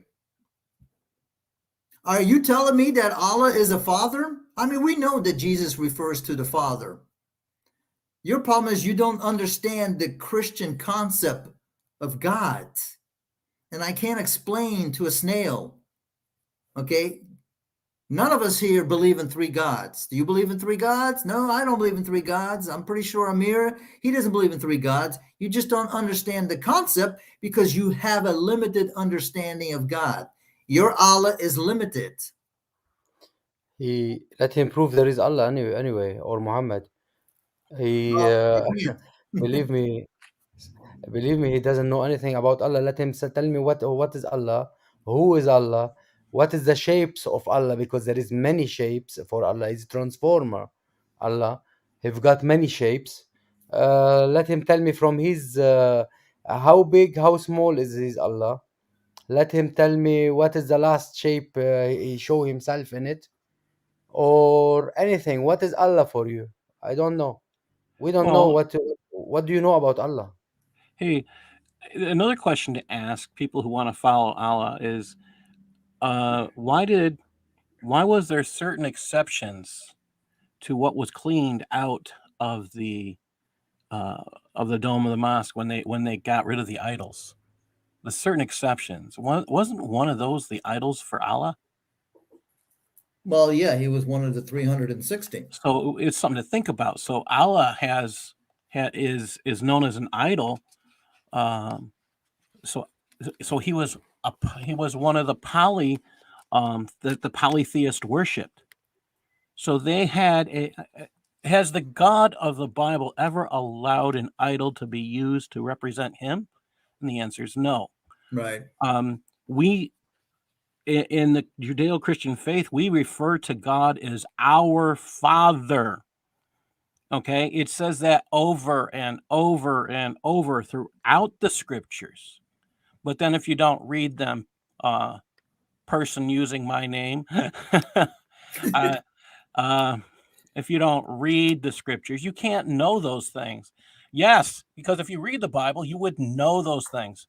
Only your ignorance is on display when you don't know those things. You're the I one putting your ignorance on parade, not me. I have to just tell Paul to join us. He know better than me. I would love that. I would love you to know better than me. Please click on the link. We would love to have you with us. Sorry to cut you off, brother. I'm really sorry. But as long as he knows, we want some Abduls with us. Abdul, come up with us. Don't be potatoes like all the rest. Just come up with us. I don't understand why you are hiding behind your shadow, or you are shaking hands with your shadow. You know, it's amusing for another reason. Our God is so loving that should he decide to leave Allah and he decided to follow our God. They have a wild party in heaven just to celebrate it. I mean, that's in the Bible.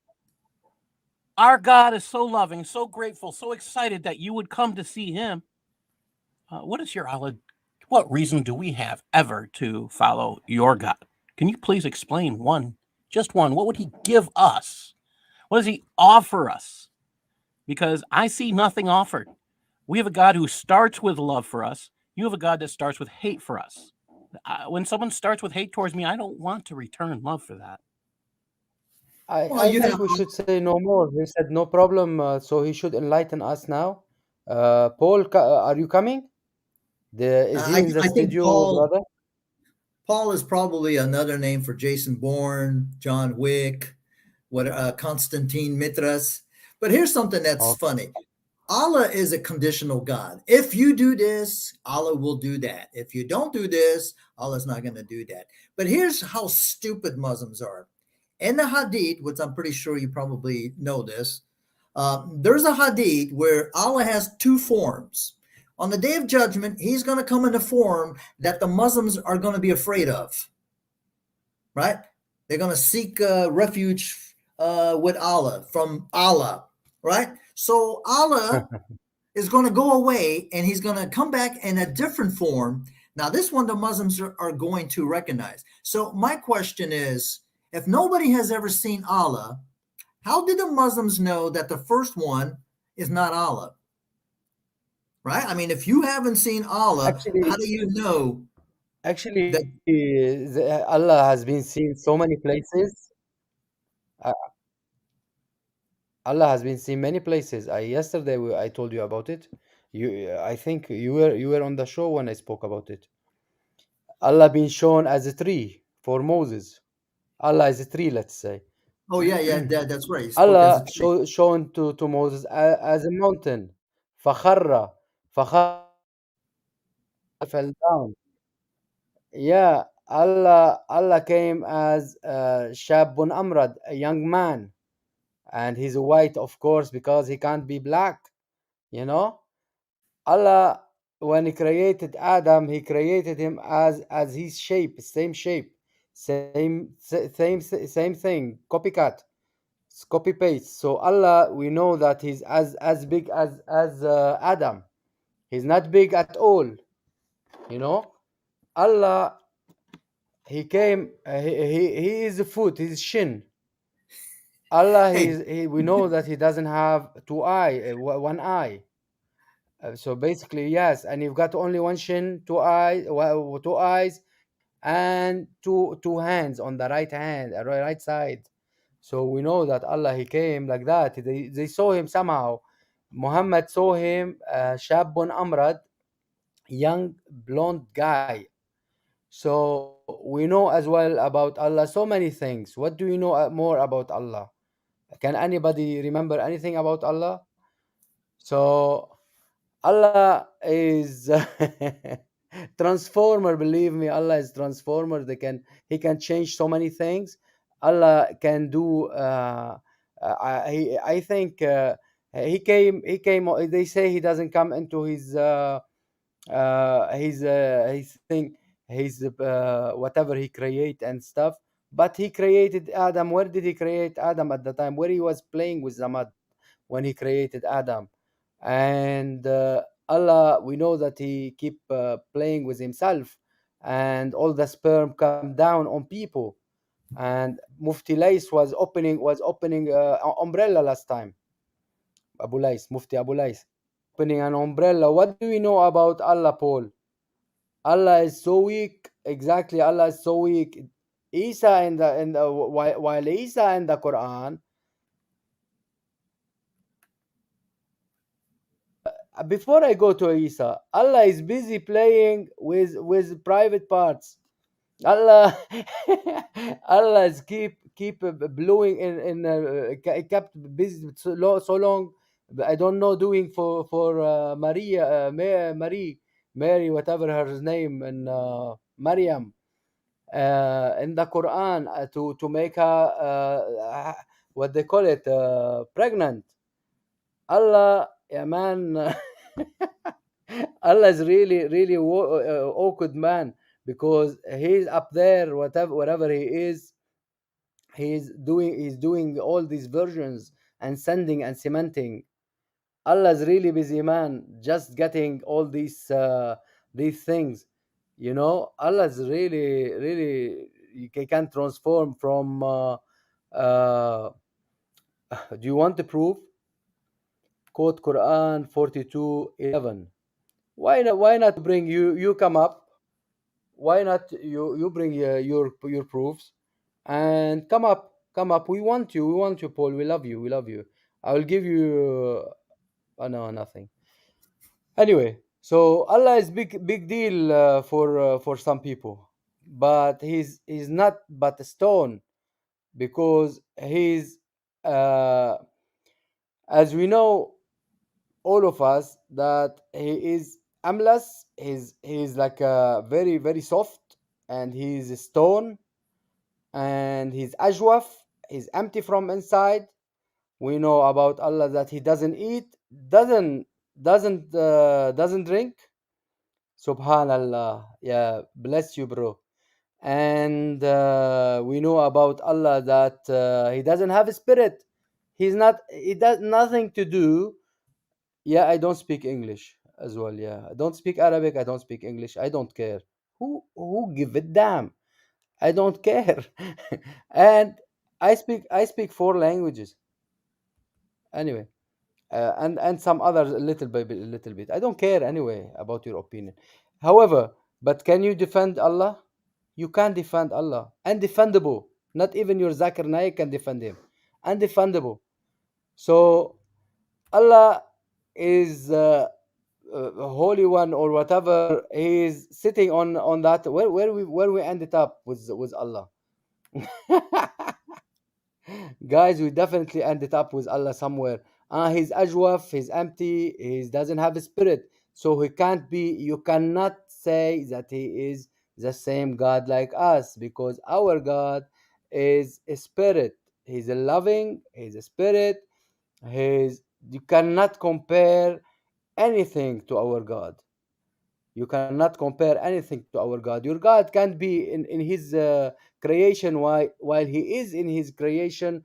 To listen to his people, he has to come to the first heaven. You've got six, seven heavens and seven earths, and he has to come because he's deaf a bit. He's deaf from the left hand side. Sorry, could you say that again? No, I can't. Sorry. So, uh, so let me put that to rest. Yeah, it is on. It is silent now. So Allah is deaf. He has to come down to the first heaven to listen to you devilish guy. Yes, What you are saying to us. You don't know how to defend him, you know. So, and then every third of a night he has to come down to the first level, and then he will take a lift to go up. How come he can come in and go out? Tell us, Paul. How can Allah come to his creation and go out? How come he come into tree and go out? How come your Allah is a mountain, and the word that after he became a mountain, kharra, fell down, broke into pieces? well, here's the funny thing is Mr. Paul is saying, debate me live. Paul, we are live. This is not Memorex. We're live. Come into the show and let's see your debate skills. Now, Player had posted something. You don't worship what I worship. That's in Surah 109. Now, here's the funny thing. Muslims call their God a what? Right? You don't worship what I worship. I don't worship what you worship. Okay, a what is used for a inanimate object, like an idol. Because if you were really speaking about God, you would say, you don't worship whom I worship, or you don't worship who I worship. You don't say, I don't worship what I you I will worship. give proofs for anyone will come up to debate. I will give proofs. Hey, Paul, I will debate Ali Atali on Muhammad being in the Bible anytime. I don't care if he has 5 PhDs, because I've seen him on Paul the gay Muslim from the UK, trying to say that Muhammad is in the Bible. Same stupid excuses and arguments that I've heard for 7-8 years. So you can bring Mr. Ali Tali or whoever, and I will debate them. I have no problems, as long as it's something that I am familiar with. Amir Zaidain proved God does not have a spirit. Hey, is this I Uzel? said I will let God forgive you on this name. Come up, and I will prove it for you. I will give everything in proof. So what's Paul's counter argument? Well, the Bible says you Samaritans don't worship what we worship. God Now I forgive don't you know for what the taking this name, man. go ahead. No problem. Now I don't know what the Hebrew is, but again, the Bible is not claimed to be the literal words of God. It's inspired. It was written by men. Who wrote the Quran? Was it little elves? So I don't have a problem, but we're talking about your Quran that's supposed to be perfect, right? Paul, right? Is the Quran perfect? Is it the unchanged, unfeathered, unlettered, whatever you want to call it, the words of your Allah? Because for a God, man, your God makes a lot of mistakes in his perfect Quran. That's why you guys don't want to debate the Quran. Oh, then they'd have to explain away the creation of abrogation. Oh yeah, I mean, some Muslims don't believe in abrogation. Like they'll use chapter 60, verse 8. But that's been abrogated. Actually, 68, 69, and 60:10. They've all been abrogated. But they'll say there's no such thing as abrogation. Well, that's not true, because even Allah says it in his Quran that there's abrogation. When he abrogates, he brings something similar or like it. What the hell? You abrogated a verse and you're going to bring something similar to it? That doesn't make sense. Quran is inspiration, just like the Bible. Don't change the meaning. Where's your source that says Quran is inspiration? Yeah. Please give us a citation for that. I'm pretty sure Allah's not Quran is not inspiration. Quran is delivery. Quran is delivery. It came delivery from Jibril came to Muhammad as the delivery man, and he brought with him a bell. Ding ding ding ding ding ding ding. And Muhammad start writing God knows what. Ding ding ding ding ding ding ding. God knows what. He wrote whatever he want. And again, And his can lack anybody of say knowledge. that it is Jibril? I'm sorry, his lack of knowledge. He says the Bible Sorry, don't brother. Keep change going. meanings. I just wanted to piggyback on that. Sorry, forgive me. He said again, your lack of knowledge of the Bible and understanding of Christian doctrine is severely lacking. It's like putting your ignorance on display. You apparently don't know what Christians believe. I don't Christians think you. believe their Bible is inspired, which means it's written. Okay, it is inspired by God. All right, God breathed is, I guess, the best way to put it. One translation puts it God breathed. I love that one. There is nothing anywhere that says the Quran is comparable. Again, that's and you can't claim that when Allah creates. If Allah exists, Allah states in the Quran that some things He said before have to be changed, have to be abrogated. Well, I mean, I can show you, and man, I wish I could remember the chapter. Might even be chapter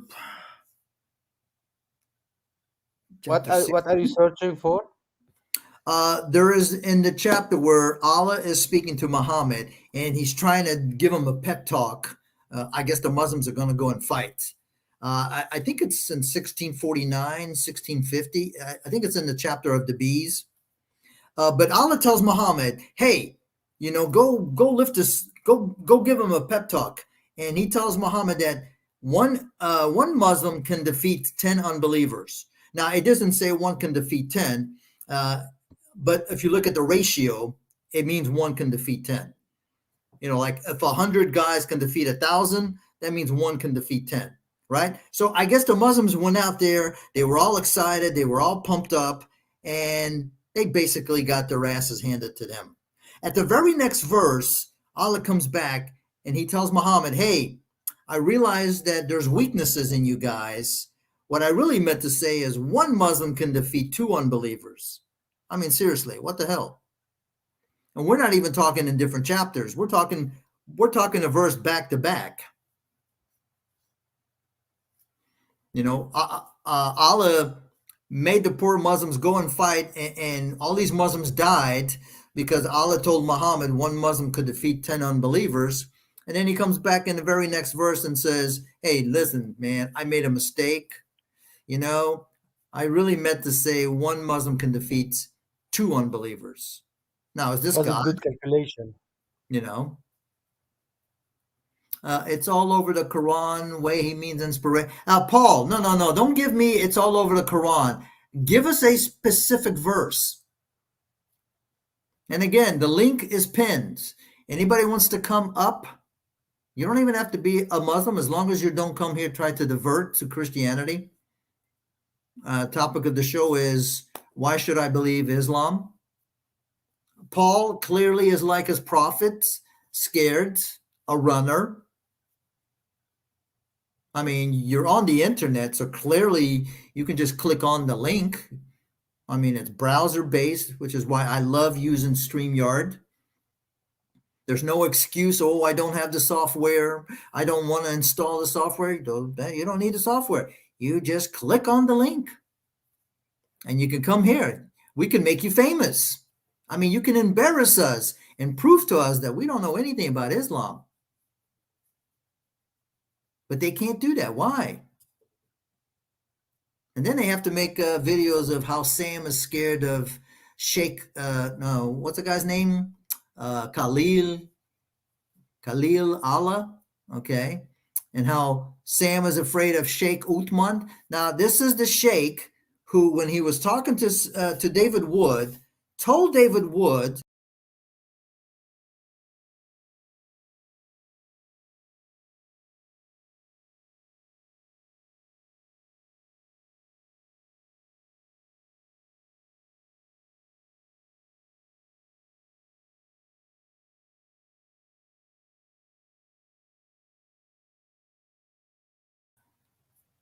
okay, I think we lost Paul. I kicked myself out by accident. Stupid mouse. Muslims are always telling us that we're like running, right? And, they tell me, why don't you debate Sheikh Farouk? Well, how can I debate a guy? Oh, first of all, can anybody hear me? Dragon, I accidentally hit the mouse, and the mouse took me off of the studio. So I had to come back. Hopefully Paul will come back. Amir, are you still here?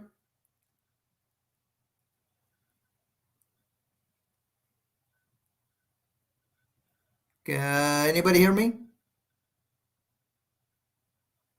Did I knock myself out completely? Darcy, anybody? Yes, I do. Oh, okay, so you're here. I guess Paul got dropped out when I accidentally hit my Yes. not my mouse. I but hope we'll be back.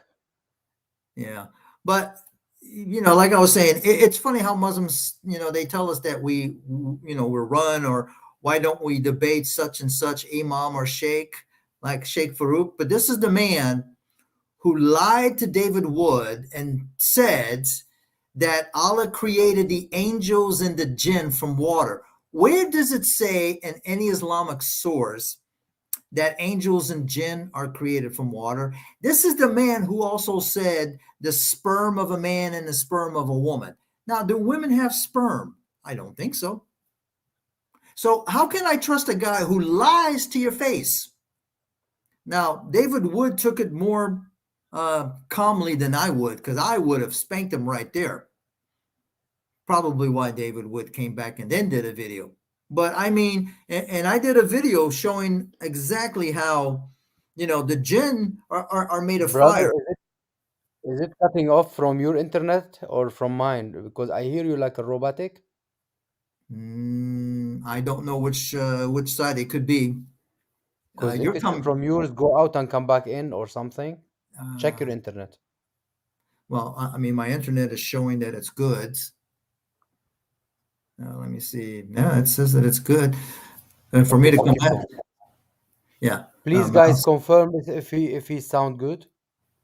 Yeah, guys, am I echoing or am I cutting? Because you'll be wasting your energy for nothing. Well, I mean, as long as they can hear me, that's good. Okay, Dragon says she can hear me good. I mean, it could be on your end because you are in another country. But I can hear you fine, so hopefully Dragon says sound is good. Okay. Now I don't know what happened to poor Paul. Oh, okay. He had to go. He got a phone call. I thought it was me that dropped him. Okay. Albanian Prince says they can hear me. Well, I guess we'll continue, just me and you. Let me see, 2 hours and 6 minutes. Now I think I have like 5 hours left on StreamYard until the 11th. So I'll probably gonna try to keep it less than 5 hours. 3 hours should be good. Do we have any Muslims? Let me see. We got 11 people. Probably 10 because I'm on the stream on the chat. No echo. Okay. What happened to all the Muslims? You see all these brave Muslims that come on the text. They're nothing but trolls. They don't have the. Okay, I guess he's going to try to come back. Hey, Dragon, you can come on the show. You're always welcome. Darcy, anybody wants to come on the show and talk about Islam and why they believe Islam is true or why they believe Islam is false, works for me. I'm only allowed 6 because I'm on the free version.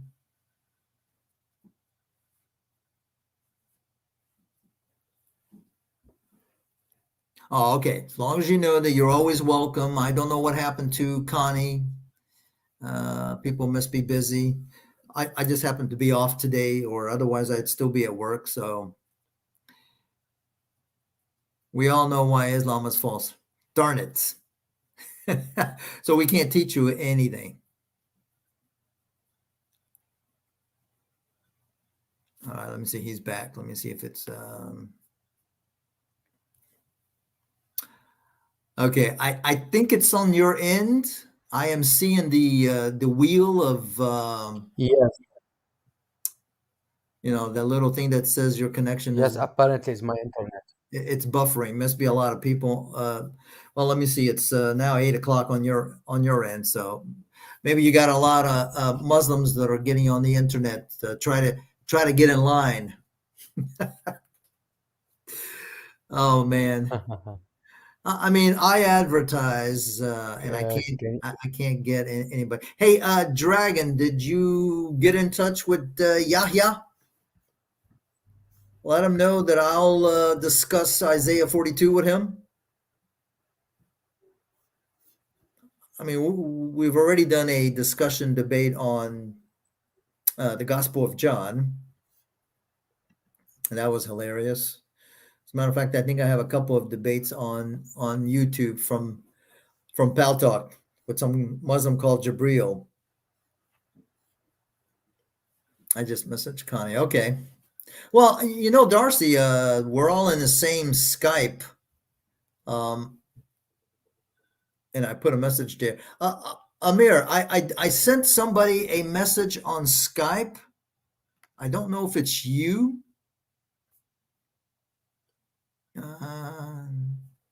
It's got your name. I guess you haven't been on Skype yet. I asked you if you were the guy from YouTube.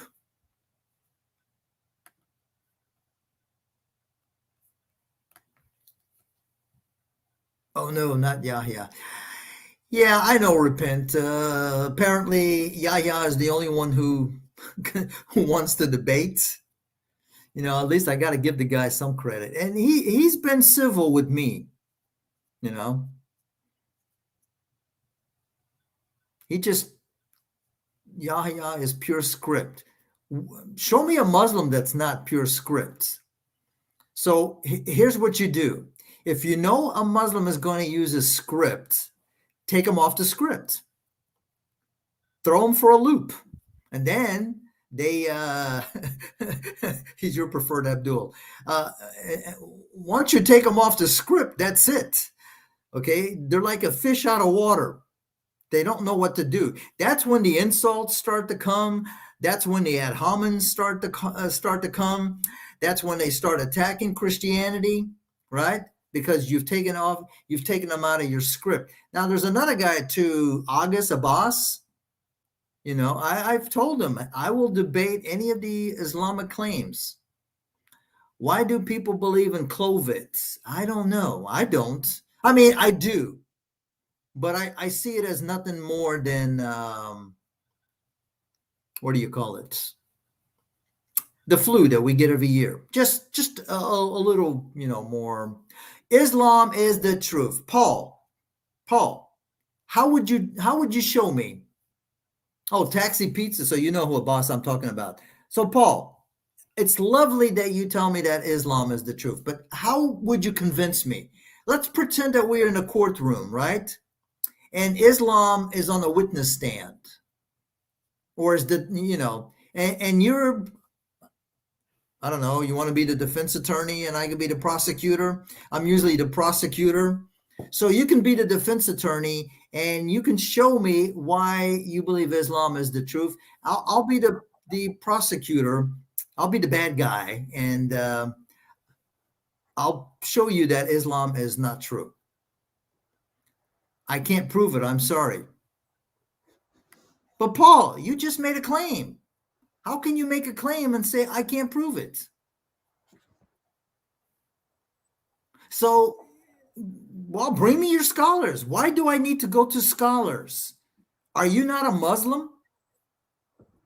So are you only going by faith? No, I mean, I haven't met a scholar who can teach me that Islam is true. I mean, I watch all your Let him tell us something good about Islam. So he comes and he says that Islam is the truth. So when I ask him, okay, why is it? Oh, I don't know. I need to go to a scholar. Well, Paul, bring a scholar, because since it wasn't the scholar that made the claim, it was you. Now, let me ask you a question, Paul. Do you believe that there's only one Quran, that every Quran is identical?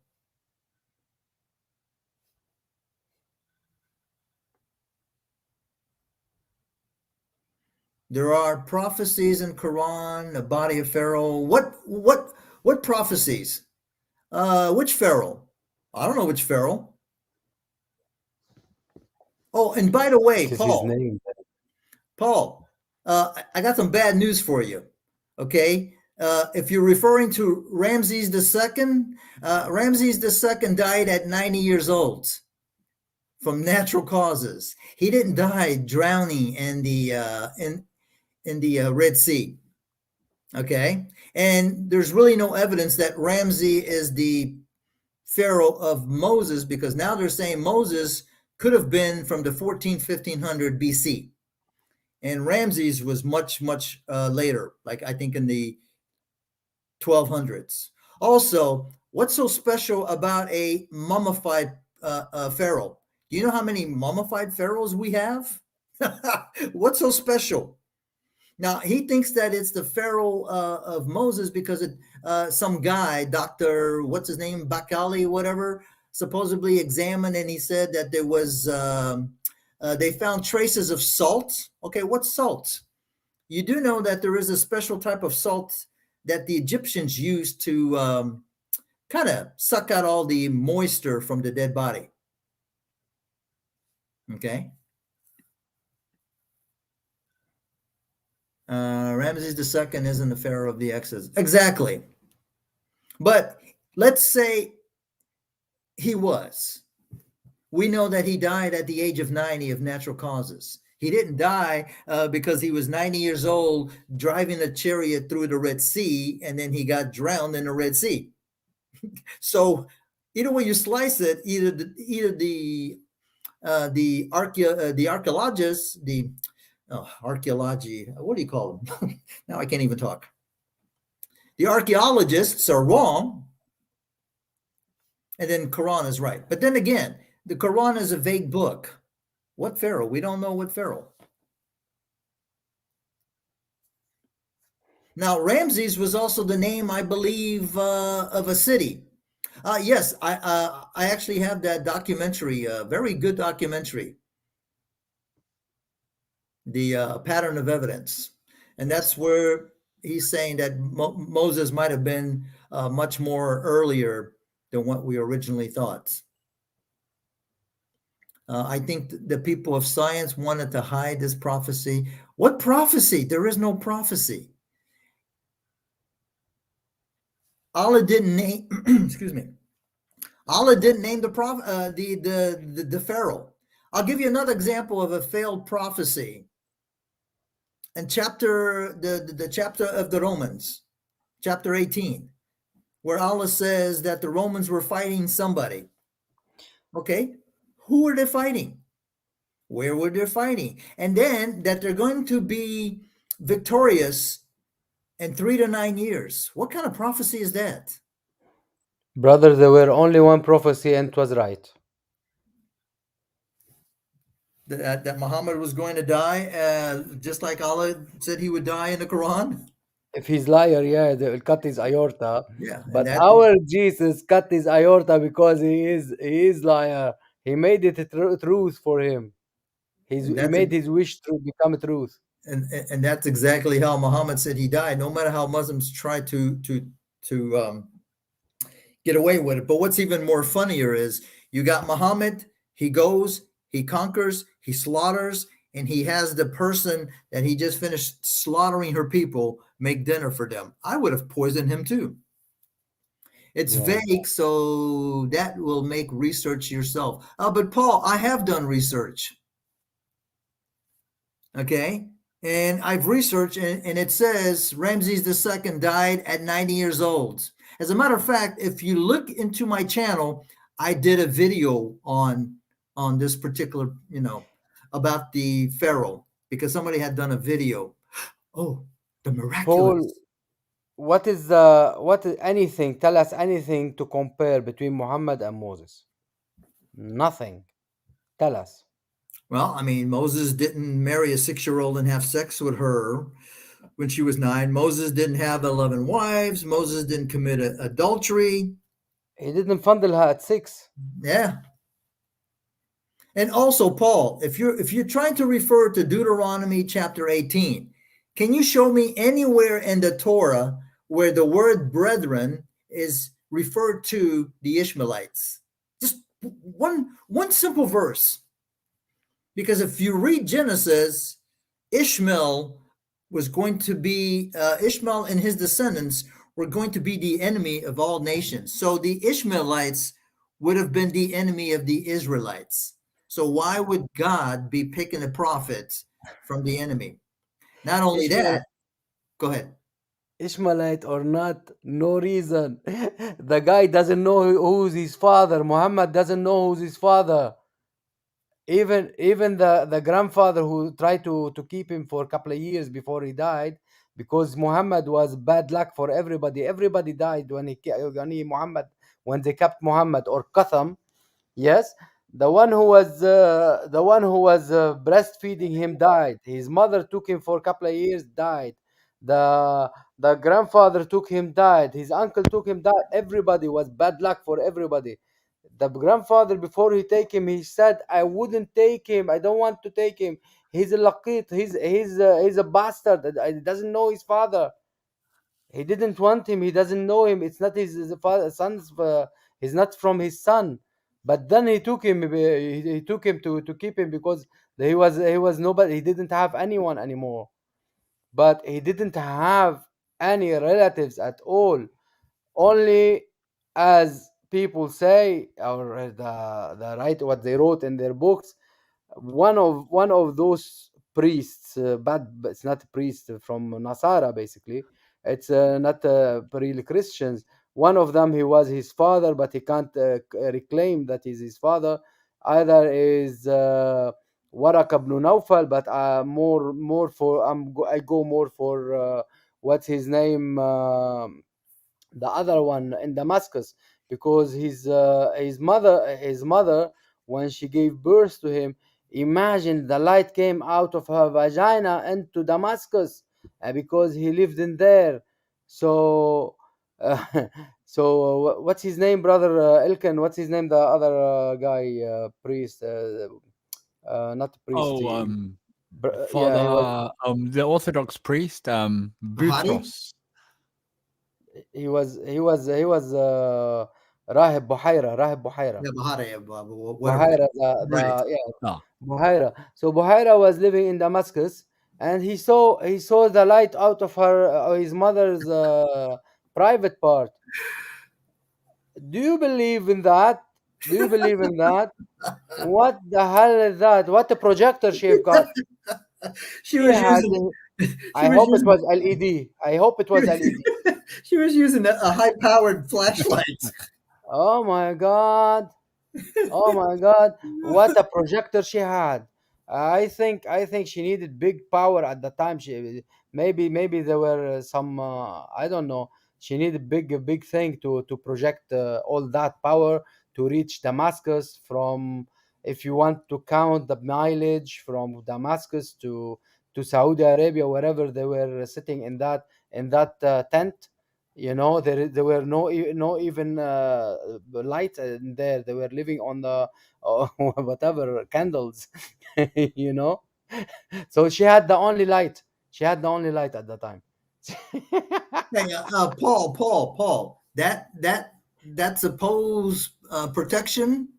I believe Jay Smith has shown it's a forgery. That was created by the monks so that the Muslims wouldn't kill them. All right, because it has a hand, and the mosques on that paper have a minaret. There was no mosques with a minaret in the time of Muhammad. So you know that when that was forged, okay, the mosques had minarets. So you got a problem right there, buddy.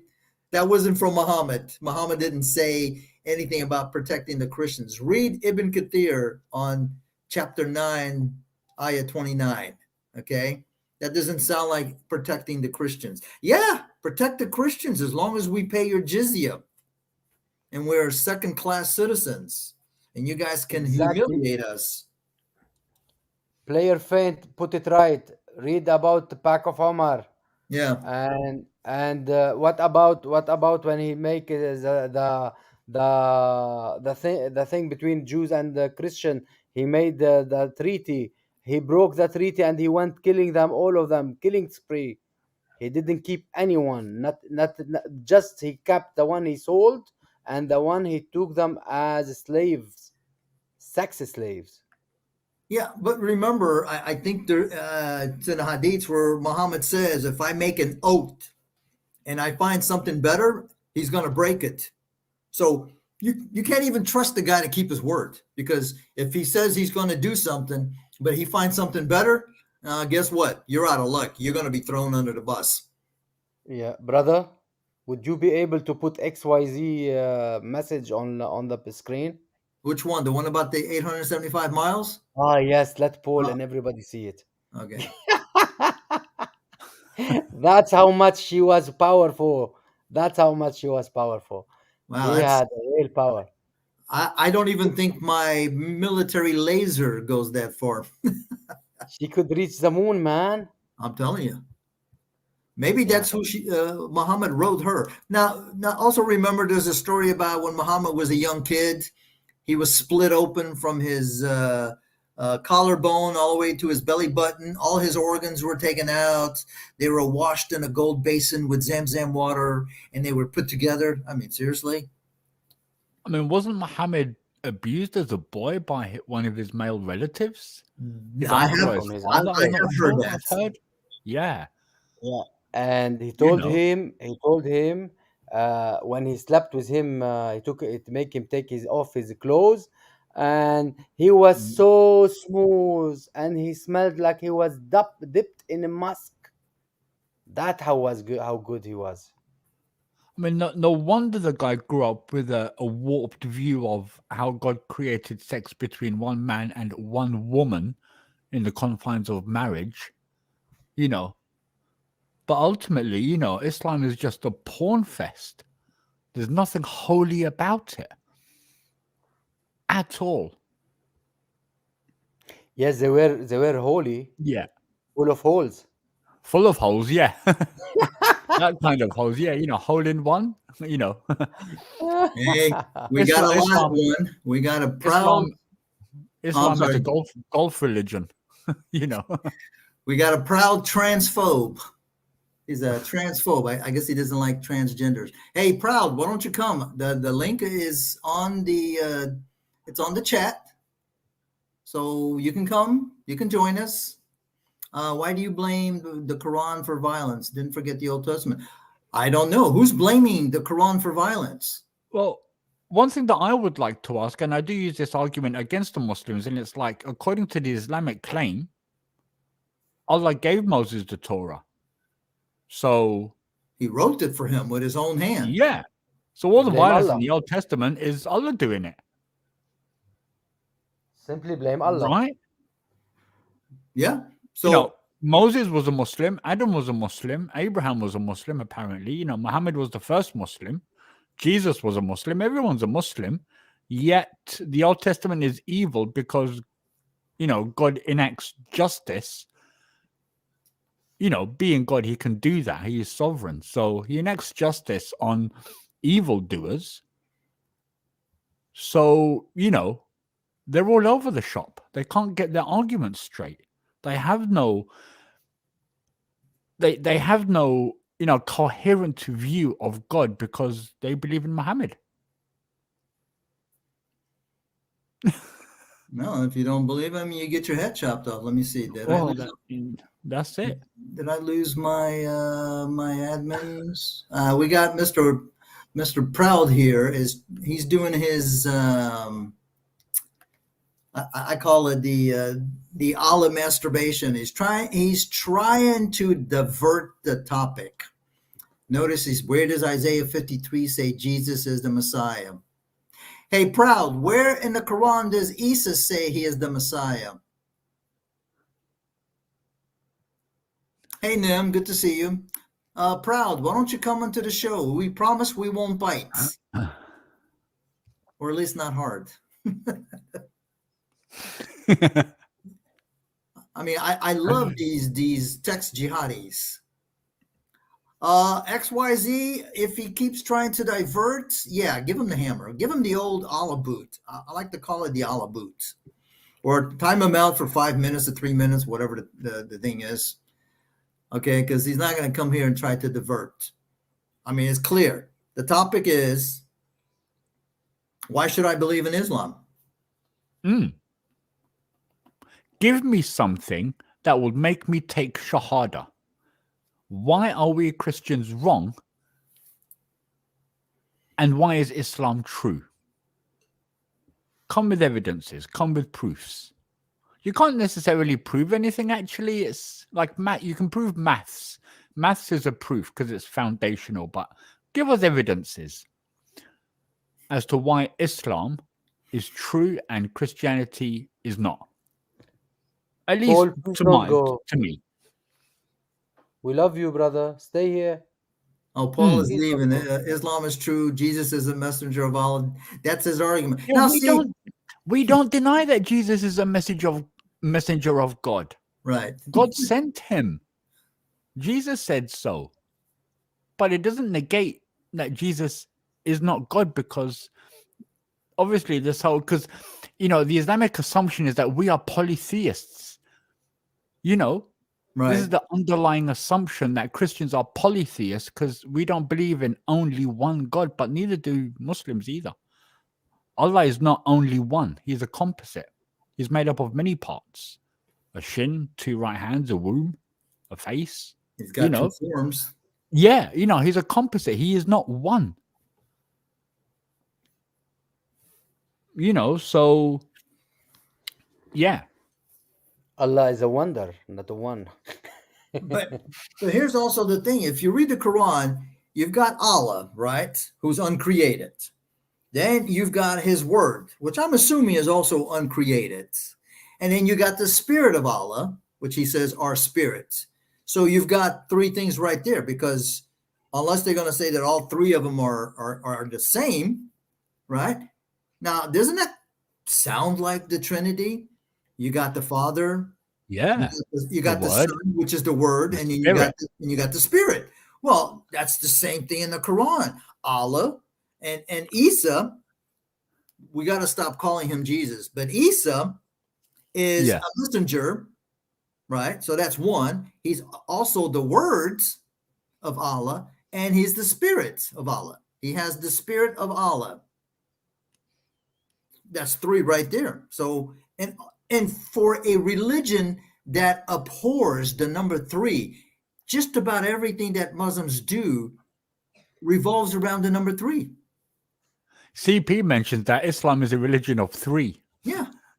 Yeah. I mean, if you look at the opening, depending on the book, if you look at the Bismillah or the Bismillah, whatever it is, it's stealing the Father. You know how we say in the name of the Father, the Son, and the Holy Ghost. It's basically the same thing, but it's an Arabic rendition. It's also three. Muslims have to blow their nose 3 times because Shaitan happens to live up in their nose. I'm wondering how much rent they're charging him. They have to do wudu and wash their arms 3 times. When they're doing their prayers, they have to say, I believe Allahu Akbar 3 times. So it's all based on 3. But yet, what does Allah say in the Quran? Say not 3. And not to mention, he gets the Trinity wrong because he makes Mary a god. Now, not even the Catholics believe Mary is a god. No. So where Only did Allah Muhammad. get this idea? If he's all knowing, he should know the doctrine of the Trinity, but he clearly doesn't. Right.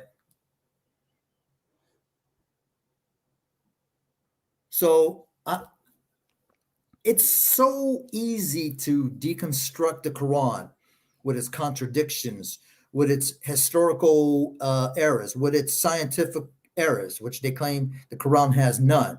And the problem is, you actually only need one. And Allah himself was not very confident in his Quran because he kept changing the challenges. Okay, bring 1 surah. Later on, he changed this and said, bring 10 surahs. The funny thing is, I think there was a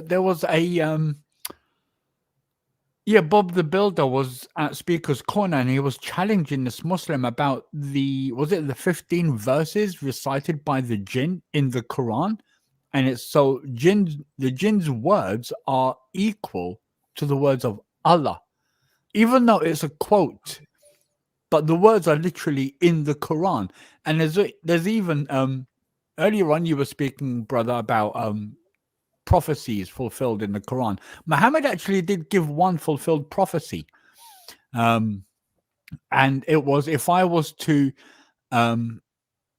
put into Allah's mouth words that are not coming true, then may he cut my aorta, which I think ironically came true when Allah cut his aorta and killed him, because the satanic verses, Muhammad did put words that Allah did not speak, which you can go back to Deuteronomy 13 and see the proofs or the test of a false prophet, where the Lord says, if a prophet comes among you and speaks, and what he has spoken has come true, but he leads you to worship other gods, then this is a test from me. Do not follow him. Do not be afraid of him. Stone him. But yeah, I see it clearly that Muhammad, there is that one prophecy fulfilled. The only thing is, it damns Islam because it fulfills what Muhammad said. If I speak words not from Allah, or if I say things that Allah has not commanded me to say, then may He cut my aorta. So Yahweh cut his aorta. Yeah. Hey, Paul, I thought you were leaving. Why are you lying? Who said I am lying? You want me to bring the hadith from Sahih Bukhari where it talks about Allah having two forms? Or how about when he places his foot on the fire of hell? Or how Yeah. about his shin? Or how Yeah. about that he's the only way to distinguish Allah from I believe it's the Dajjal, is that the Dajjal has one eye and Allah has two eyes.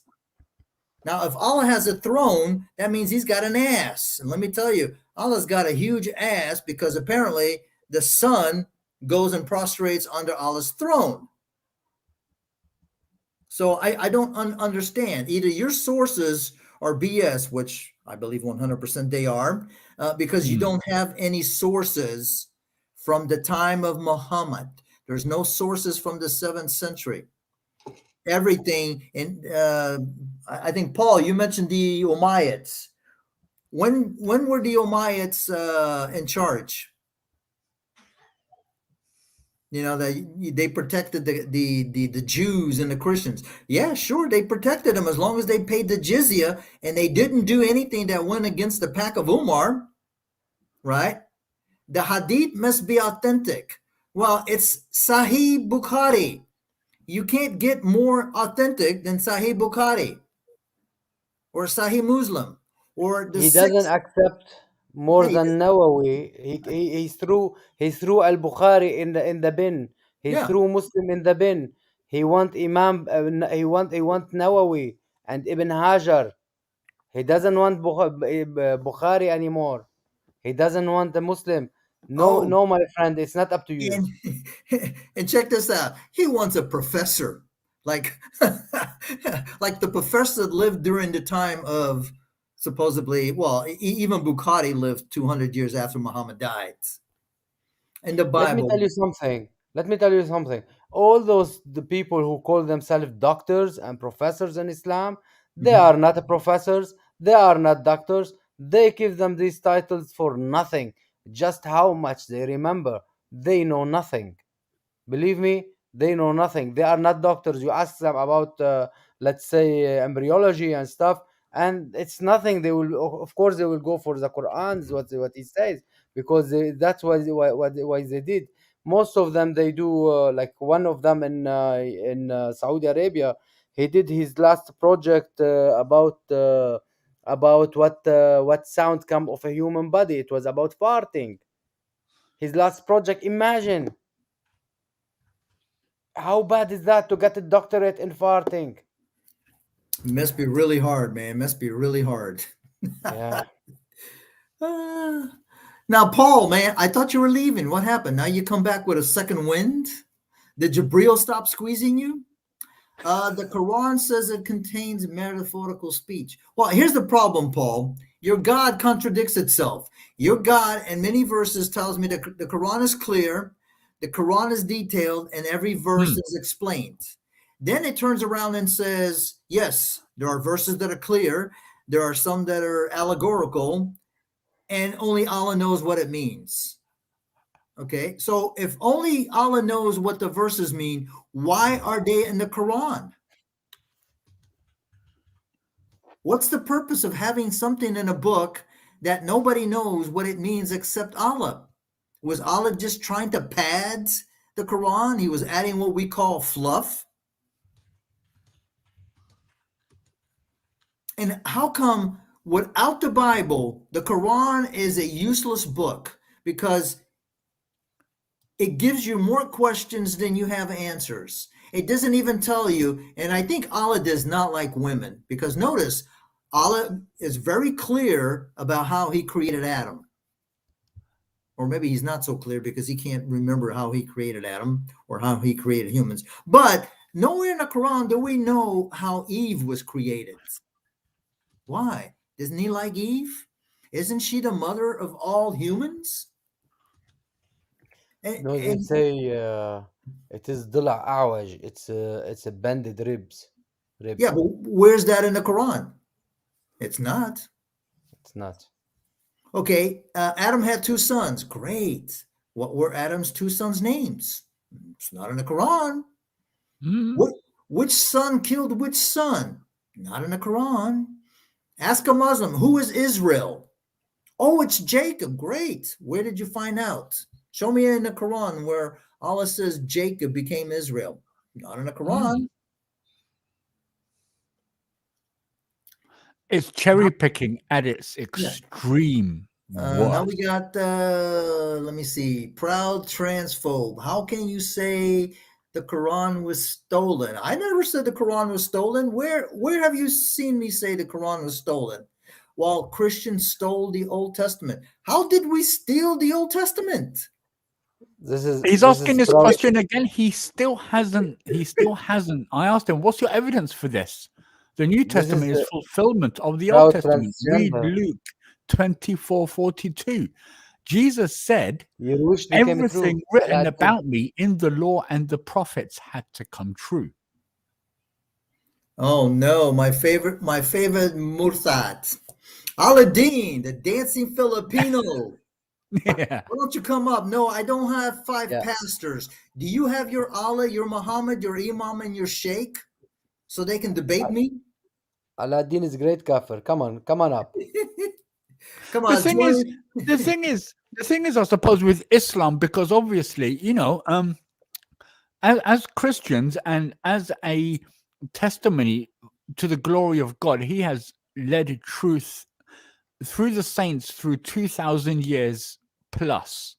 If you go back to the saints of the Old Testament, the prophets, right? And yet, the Spirit of God, not having anything to do with the Quran, so they have to go to men, they have to go to carnal knowledge, So we do make the distinction, at least I like to think we make a distinction in Christianity where, yes, we listen to our pastors and we listen to the testimony of the church of 2,000 years and the scriptures and what our people have suffered through, persecution and things like that. But we know that there is a fundamental aspect to the Christian scriptures. Yes, both Old and New Testament, because all the scriptures testify of Jesus Christ. The Quran doesn't have that aspect with it. It's just yellow pages, as CP calls it. It's the yellow pages of Islam. So there's an understanding of, and again, Muslims don't, they don't want to they interpret the scriptures through the lens of the Quran. And that's why they're wrong. Hey, you gotta challenge Amir. Yeah, definitely. Wants to debate you on your channel. Comparative. See, this is all he knows. See, Muslims who like to do comparative, the only reason they like to do comparative is because they want to bury you with their questions. They won't answer your questions about the Quran. Aladdin, no, they won't. They can't. I know you. There's a very there's refused him many times. I'm sorry. This is because I refuse him many times. Many times. I don't want to debate him. He's blah blah blah for nothing. Yeah. There's a very famous I like football. You would call it soccer. More names than Allah. So, but anyway, and an old school manager once said the best form of defense is to attack. And in a footballing sense, you can see how that makes sense. Because if you've got the soccer ball and you're attacking, then the other team can't attack you. It's the best form of defense. And that to me is Islam. The best way that they can defend Islam is to attack the Bible, the scriptures, the gospel, Christ's deity. They deny his deity. They have the spirit of Antichrist. It's plain and simple. Prove me wrong, Muslims. Also, here's my philosophy. I'm a polygamist. Muslims make these ridiculous claims. I mean, ridiculous, right? So if they're going to make claims about their religion as to why I should believe it, then it's on them to prove those claims to me. Like, for instance, they only have one Quran. Muhammad is in the Bible. The Quran is the literal words of Allah, and so forth. There's no errors or contradictions. Okay, I don't need to do A versus B. A debate is one topic with two opponents with different views, and then you debate. Yeah. If the topic is the Quran the words of Allah, you have one person that says no, you have another person that says yes. Those two people then present their evidence, their arguments, and then you leave it up to the audience to decide. Because if you listen to a Muslim, Muslims always win. Aladdin claims that he schooled me for 6 years. Only problem is I don't know Aladdin for 6 years. And he hasn't schooled me because he doesn't have the brain power to school anybody. He thinks he schools people, but he can't. So Aladdin, listen, why don't you, Paul, and that other guy, the transphobic guy, all three of you, why don't you come up? Show me what I should believe in Islam. Check the mentality of Muslims, yeah?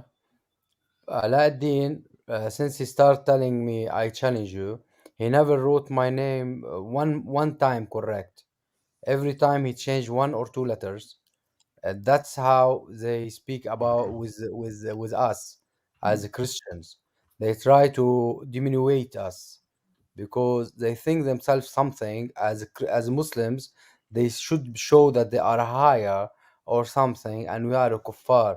It doesn't matter how. By simple thing, they try to make a small difference. So this is how is their way. While he's telling me that he's challenging me and he wanted me to accept him. How can I accept somebody like you? You are not worth it to accept you. I spoke with you many times on my channel as chats, and you weren't worth it. You are totally blah blah blah. I saw you. You went to brother Hussein,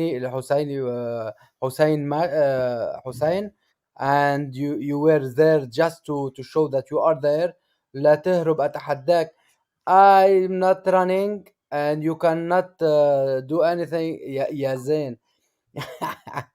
He's trying to be funny.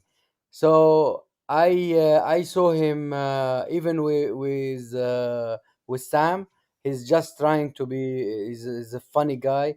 Nobody should even accept him on his channel. So our brother in here, he accept you to go up in here to speak with us. So accept that and happily. Otherwise, don't go around. That's it. Finish for me. Well, Aladdin, why is he running from you? Why can't you defend your Islamic claims? Okay. Again, the reason you want to do a comparative, A versus B, is because you want to throw out 20 questions for every question that we do. And like Ilkin says, they want to bombard you to the point that they put you on the defense, that you don't get to play offense. Well, I don't play that. I am like Christian Prince. I am like Rob Christian. I am like Adam Seeker. We don't do comparative. We do Islamic claims. Can you prove them? Yes or no? If you can't, Aladdin, just admit it. You're not confident enough to prove the Islamic claims. If they understood, so like for example, when it comes to debate kind of thing, it's like, say, in a civil scholarly debate, there are two types. There's like street fighting, and then there's like professional boxing, right? That's how I like to view it. So at least like with any format of debate, it's like one has to, you're going to have a thesis, and you're going to have a yes and a no, right? And the yes is going to be defending the thesis, and the no is going to be not defending or attacking the thesis. But both sides have to know what the thesis is and what the other one believes. Otherwise, they could be attacking straw men. Does that make sense? So, like, for example, I've seen quite a few debates, right? And I'm sure we all have, about Tawheed and Trinity. the debate on Tawheed Trinity, right? Right. Have you noticed how much they attack the Trinity and how little they understand? Because obviously, the Trinity, according to the Quran, is Jesus, Allah, and Mary. Or even if it's not Mary, which is not what the Trinity, Christianity has never taught that. Even in the New Testament, never. So even at the get-go, Allah's understanding of what the Trinity is wrong, but that's their standpoint. And so basically what they end up doing is arguing a straw man, because it's not what we believe. You saw it with David Wood and Mimi Hijab, Golden Showers Hijab, Tawheed or Trinity, and all that stuff. And it's like straw manning everywhere, especially that Allah prays for, not to, right? That's a classic example of a straw man. It's like, yeah. And unless Muslims understand what it is we believe about the doctrine of the Trinity as taught in the scriptures and continued for 2,000 years after the ascension of Christ into heaven to sit and to intercede for his people at the right hand of the Father, which is kuffar, or it's shirk to associate, anyone with Allah. So Jesus can't be Muslim, right?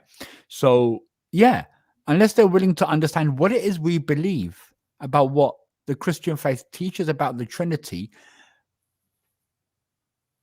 it's not what we believe. And yet we are, another thing as well, it's like, well, that's not what we believe about the Trinity, so I'm not going to defend anything that I don't believe in. Bye-bye,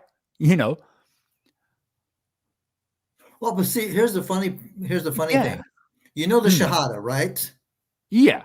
So you have to believe in Allah. Which one is changed quite a few times? Well, let's go with the one that says, I bear witness there is no God, but God. It's supposed to be Allah. And Muhammad is his messenger. Right? So you have the two together. Can I become a Muslim and just say that I believe in God, that there is no God but Allah? I have to say that Muhammad is his messenger. That right there, you're equating, or you're putting Muhammad in the same foot level as Allah. Then you have the hadith where Muhammad is said to have said that a Muslim must make Muhammad more dearer to themselves than their father, their mother, their husband, their wife, their kids.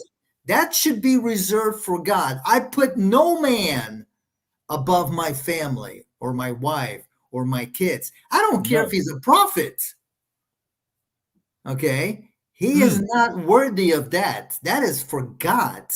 Okay? But Muslims don't understand. Well, first of all, here's the thing. How many Muslims actually have read the Quran? Not many. Given that 85, 90% of them can't even read Arabic. But even the translations, how many Muslims have actually read the hadiths or read like the earliest seerah, Sirat Rasul Allah? They don't even know what their sources say. And their best argument is, oh, the hadith is weak. So you're telling me that Sahih Bukhari has weak hadiths. How did that happen? I mean, there's a reason why it says Sahih. It's not supposed to have, any weak hadiths. That's for the other ones. Because maybe it should be retitled kind of Sahih Bukhari or kind of Sahih Muslim. Because if you notice, when you look at the hadiths from Sahih Muslim and Sahih Bukhari, there's no grading. Why? Because they're Sahih. If you look at Sunnah Abu Dawud, Al-Nasiyah, Tirmidhi, you'll get classifications. It's Sahih, it's Hasan, it's Da'if, it's something else. Why? Because those are not considered Sahih. But even the Da'if hadith doesn't mean that it's wrong. Because there's a sheikh, I can't remember his name. I think it's Hamza Yusuf or something like that, where he has a video and he talks about Da'if hadiths. And he says they're good. I look at hadiths like going to school. Okay, Sahih would be like an A or an A+. Then you got your Hasan. Right. That would be like a B+. And then you got the Da'if ones, which let's say You it's see, I would even say let's go with a D. A D is a passing grade, not the best passing grade, but you but still it pass passes. Yeah. because you still get that 1 point. Now Yeah. an F you don't get any points, but a D you still passed. That's how I look at hadiths. Hey, Protestant, good to see you. So I mean, Muslims are just confused Yeah. or They something are. else. Again, I think I was mentioning to Brother Amir yesterday, and it's like, when it comes to, um, when it's a man-made religion, then somewhere along the line, there's going to be contradictions. There's going to be,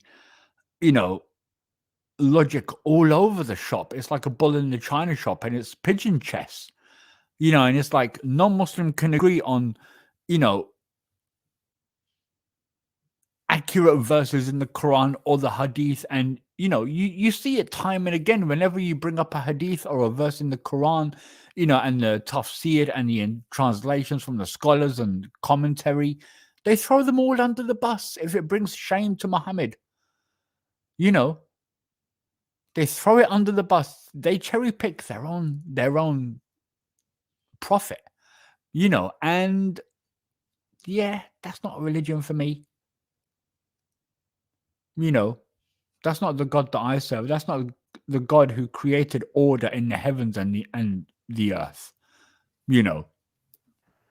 Allah doesn't even know how he created the heavens and the earth. Which one did he create first? And how long did he create? How long did he take to create the earth? Was it 2 days, 8 days, 6 days? Who knows? Allah You knows know, best. That's his you wisdom. know, Stop being a really? kafir. Stop being a kafir. You're Islamophobe. Now, Common Warrior, okay, he says, before I leave, many Muslims say that Christians colonized the world. I wouldn't say that we colonized the world. I would say that there were certain parts that we did colonize, but what's the problem? Muslims did the same thing. Muslims had a 400-year crusade before the Christians had their own crusade. And why did we have a crusade? It wasn't because we didn't have anything to do. We were bored and we felt like attacking the poor, innocent Muslims. No, the crusade came about because of the Muslim intrusion into Christendom. So it was a response to the Muslims, because if it hadn't been for the Crusades, we probably all would be Muslims today. So Muslims had their own, their own period of colonizing all the different nations that they invaded. How do you think those countries became Muslim? It wasn't because, Islam was such a beautiful, tolerant, lovely religion. No. What happened after No. Muhammad died? Not Umar, Abu Bakr, they all started attacking the Persian Empire, the Byzantine Empire. And why? Because those two nations or empires had been at war for 26 years and they didn't really have much of an army left. So it was easy for the Muslims to just sweep through because there wasn't really a strong enough army to withstand a fresh army that never really had any major battles. Okay. Another thing also to note, and I found this quite interesting in the book of Acts. The spread of Christianity compared to the spread of Islam. Now, what I noticed with the Crusades argument, or the colonization argument that Muslims often bring up, those are political. At least the colonization, they're political. The gospel does not command to go and attack and to subjugate, for the glory of Christ. Correct.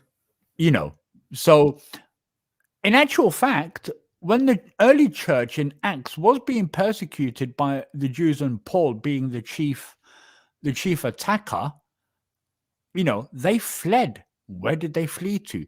They fled outside of Damascus, outside of Jerusalem, outside of Israel, into the surrounding territories, into Asia Minor, which is modern day Turkey, down into Syria or down into Ethiopia, Egypt,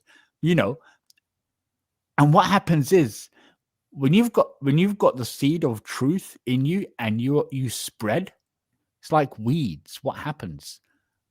Sooner or later, you're going to get this message that is proclaimed by those who are being persecuted for their faith in Jesus Christ, sowing seeds everywhere. This is how Christianity is organic. It's organic. You know, but Islam, nope. Guns, knives, torture, subjugation. This is not from God. This is evil. But this is God's wisdom. The church has never grown from being treated well. The church has always grown exponentially from persecution. You look at the underground church in China, 100 million Christians in China. Iran is the fastest growing underground church in Iran. Majority of Iranians are not even Muslim. Right. But they are kept under the Islamic regime because that's Iran for you. You know, you look at what happened in Afghanistan, you know. But Christianity never spread with the sword. It always spread by the message of the gospel. And when Christians are scattered, they will take that message and they will proclaim to people the hope that they have and preach the gospel. And that's how Christianity spread. Well, if you were to look at history, and Yeah. and no Muslim likes to do this. If No, were they to, don't. If we were to say to compare Christianity before the Roman Empire converted to Christianity, what would you find compared to the same time period of Islam? You would find there was no wars. Christians did not invade countries. They were persecuted. They were murdered. They were used as entertainment in the arenas, fed to lions. They were hung on crosses with oil and used as lamps. Yeah. They were the scum of the earth. Right. What do we see with Islam? The minute Islam became a powerhouse, they started invading countries. The Byzantine Empire, the Sassanid Empire, North Africa, Spain, Italy, Portugal. None of those countries ever attacked the Muslims. India. Yeah. See, but they won't compare that. Okay, they'll compare after the church. But see, like you had mentioned, none of the stuff, and let's be honest. Yeah. A lot of evil things have been done in the name of Christianity, but there is no biblical support for it. No, there isn't. No. Okay. There isn't. Transgender came back.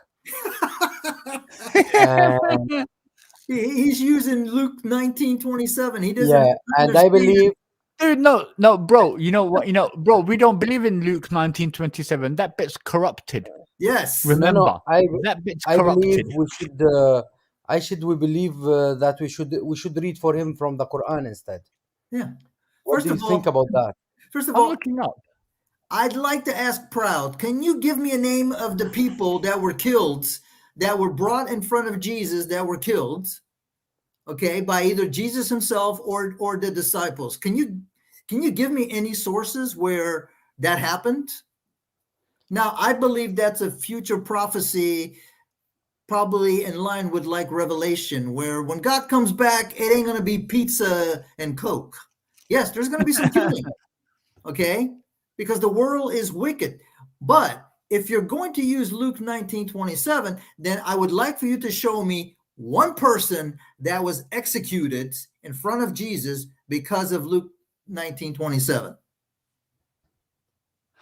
And after you answer that, I'd like to ask Proud Transphobe one word.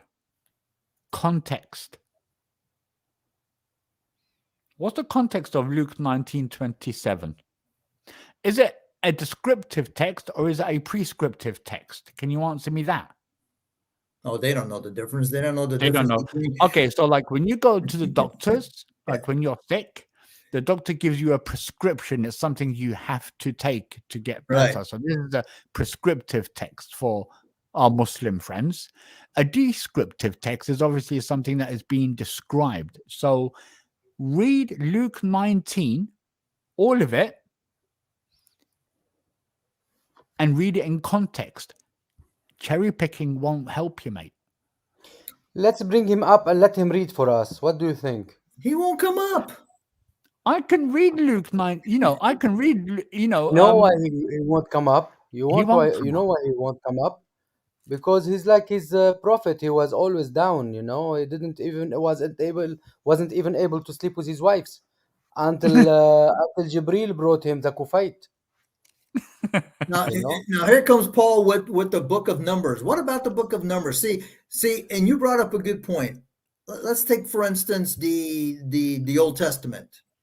Okay, it's descriptive. It's not prescriptive, and the commands, they're close-ended commands. They're not open-ended. When God says to Moses, "Go and wipe out the Amalekites," it's specific. The Amalekites. In Quran, it's not specific. It's anybody who doesn't believe in Allah and Muhammad. That includes everybody. In the Bible, it's very specific. Wipe out the Amalekites, wipe out the Canaanites. It's very specific. It's for a certain period of time for a group of people, whether you believe with it or not. It's God's command, and there's reasoning behind it. God gave them 400 years to stop doing what they're doing. They kept on insisting. But again, they don't understand the difference between descriptive, prescriptive, open, and closed. No. Now, Muhammad was given the command to fight all those who don't believe in Allah, or until they say, the Shahada. Well, that isn't open-ended. There is no ending until all of us are Muslim or Demis. The other option is we're dead. Now, we're lucky because, as supposedly the people of the scripture, which I could never understand, because the Quran doesn't mention Christians. I don't believe that we are Nasarans. That might have been a group or a sect of heretical Christians, but there is a Arabic word for Christians, and that's not it. Now, I can't pronounce the word because, my Arabic is just as great as my Chinese. Okay. And then they also mentioned the Sabians, but they don't understand. In the Quran, a lot of the verses, like 929, that's an open-ended command. Okay. That's for all times. I would like to ask Paul, Numbers, is that part of the Torah? Is Numbers a book that is a part of the Torah? Yes or no? Who revealed the Torah to Moses? Who revealed the Torah to Moses? Right? Also, I You believe a lot of that. you just buried your false god, bro. Right? It's called kettle and pot and black. So go figure. Oh, According to you, Allah revealed the Torah to Moses. So ask Allah why he commands all these killings. Oh, and Right? here's a funny one that I had a smart Muslim. He said, "Hey, how come?" He said, "Jesus is the one who commanded Moses to, kill the babies and all that stuff." And I said, "Okay, so are you telling me that Jesus is the one that flooded the earth during the time of Noah?" Couldn't get an answer. Now I know why he couldn't answer, because then he would get busted. Because they said, "Oh, you guys say that Jesus is God, so it's Jesus telling Moses to do all, that what they call an atrocity." And I'm like, "Okay, well, then you're telling me that Jesus also flooded the world, and we know that Allah in the Quran talks about the flood. So you just made Jesus your Allah. So you should be worshiping Jesus. Forget about Allah. Throw him under the bus. You're Can I wasting answer Paul? you're wasting your time." Can I answer Like what I Paul? was saying, Sure. Yeah. Sorry, Yeah. bro. Paul, yes, we don't believe that it was revealed by Allah, because Allah is not our God, as they told you, they lied. Yes, Paul. Allah is not our God. It's a fake God. It's the moon God. It's a stone God. You know, and you've got the three daughters called Allat, Al Izza, and Manat. Yes, and you Allah is empty from inside, doesn't eat, doesn't drink, smooth, very smooth stone. And Allah is Akbar basically because sometimes he was following the sun, sometimes he was following the moon, and something like that. Our God is a spirit. Your God Allah doesn't have a spirit. So our God is loving. Your God doesn't love anyone, but he's a killer. Your God is deceiver and the best of the deceivers. Yes. So our God is loving and caring, and our God called us his sons and daughters, while your Allah calling you slaves.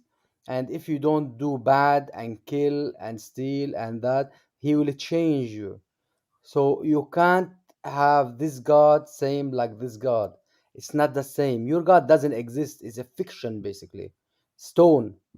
Yes. So you cannot compare. No, it's not revealed by Allah. It's revealed by Yahweh. Yes. And in the Old Testament you are relating to, you are speaking about, it's he said, I am who I am. Yes.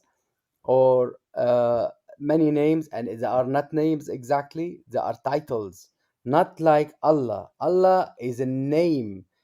It's a name, a pronoun of your God. It's not simply it means the God. It's not right. Allah is the pronoun of your God, while God it means lah, ilah. Ilah it mean God, while you put Allah, that mean Al, it mean God, like Al and Il in the Hebrew, and La is the God, moon God, and that's your God, the moon God. So that's your God, and no, not even one sheikh explain it for you. Come to me, and I will teach you every day about your God a little bit. Otherwise, you'll explode. Your brain will explode. So you cannot compare. Thank you, Paul. We love you so much. I will keep feeding you love. You don't have in your cult. But see how he's making up his own arguments. You're the ones complaining about violence. Has anybody complained about violence? Was violence even a topic? I mean, Nope. I didn't even try to like. Did you notice? Like, I didn't even try to defend. Like, obviously, Right. you know, violence and evil and things like that, I have an issue with, Right. but I have a basis for my issue. You know, it's Father, Son, Holy Spirit. You know, otherwise it's just my own personal opinion. You know, I can say pedophilia, rape, you know, subjugation of fellow human beings is wrong. Because God says in the Bible, and we are all created in God's image. You know, this is Did you pay contradictory to attention? what the Quran says. So I will be against the Quran. But it's not my opinion. And if it is, it's based in truth because, you know, God's word is true. But again, you know, going back to the numbers thing, like I spoke to you guys earlier on about it as well. It's like when Muslims bring up the Old Testament, and it's like, well, they believe Allah revealed it. So what's the problem? If Allah revealed it, Alhamdulillah. If Allah didn't reveal it, oh, your God's evil. You see, Paul in here, he's asking always for proof, always asking for proof. He didn't even answer me or say you are liar. He didn't No. say you are liar and give me a proof, like why what I lied for, while he's turning back on XYZ and asking him and telling him he want to prove, and he's calling Rob Christian like a liar. He's not scholar, he's not whatever. Yes. uh, they don't know anything about their God. They don't know anything about their cult. They don't know anything about Muhammad, Qatham. They don't know anything about that cult. I don't understand them. What is that? How can they follow it? Do you believe Because it? they're blind followers. They're like sheep led to the slaughter. They won't realize it until it's too late, and that sword is coming down. But see now, Paul, you keep saying we're complaining about violence. Nobody complained about violence in the Quran. You're making up your own arguments just to sound important. You're not. Trust me. I know you don't have a problem killing, chopping our heads off because that's what Allah says. Okay, so glory to God if it happens. Right, it's quickening. I mean, they just, using the whataboutism. Why do you cry about Surah 929? The reason I use Surah 929 is because you guys say Islam only fights in self-defense, and that 929 was because the Romans were going to attack the poor little helpless Muslims. So I use 929 and your tafsir to prove that you guys are liars. 929 has nothing to do with Muslims being attacked. It has the Roman Empire had disbanded after 700 years anyway. But not only that, the Roman Empire, or at least the Byzantine, the Eastern Empire, because the Western Empire was long gone before that. But you had a 26-year fight between the Byzantines and Assassinates, which was the Persians. Now, you really think that somebody that after been in a war for 26 years, losing probably the majority of their army, not having money, because let's face it, war takes money. It's not free. That they would go and start a fight with a country that they didn't know anything about, that had a new, fresh army. I mean, these guys don't even read their sources, where Ibn Kathir says the whole reason behind chapter 9, verse 29 was because the Muslims needed money. Because when brilliant Muhammad told the polytheists and the mushrikeen that they could no longer go and do Hajj, the Muslims started complaining and saying, hey, our markets are going to be closed. Where are we going to get the money? So Allah, being the brilliant God that he is, says, hey, why don't you guys go in and attack the Romans over there, and you can make them pay jizya. That'll compensate you for your lost business. But then Muslims will try to tell you that, we only fight when attacked. Let me ask you, Paul, all the countries that the Muslims attacked, okay, who attacked who? When did the North African countries come to Saudi Arabia and attack the Muslims? I can't recall any. When did the people in Spain go and attack the Muslims? Or the people in India? None. You guys decided to go and attack all these countries to spread Islam by the sword. Yasser Qadhi, one of your scholars, agrees Islam was spread by the swords. The reliance of the traveler is not a religious document. No, the reliance of the traveler is one of your books on jurisprudence. Okay? I happen to own that one, and I think I got the one from Maliki. Okay? It tells you what to do with the apostates. Okay? I believe it's from the school of the Shafi. So you would say it's jurisprudence. If you do this, we do that. This is how you treat an apostate. This is how you treat somebody that robbed, cut off the hand. Which hand? Okay, so again, you don't have. It's not recognized by Al-Azhar University. Can you show me where it's not recognized? It's one of the 4 Sunni schools, right? Isn't Shafi one of your schools? Right along with the Hannibal, and I forget what the other 2 are, the Maliki. I mean, you're just coming here and saying, well, it's not recognized by Al-Azhar. Show me where it says it's not recognized. Show me some source that says it's not recognized. Which one does Al-Azhar University recognize? He's not a Muslim? Ed, I have no clue what he is. Oh, you don't follow school. You don't follow much, Paul.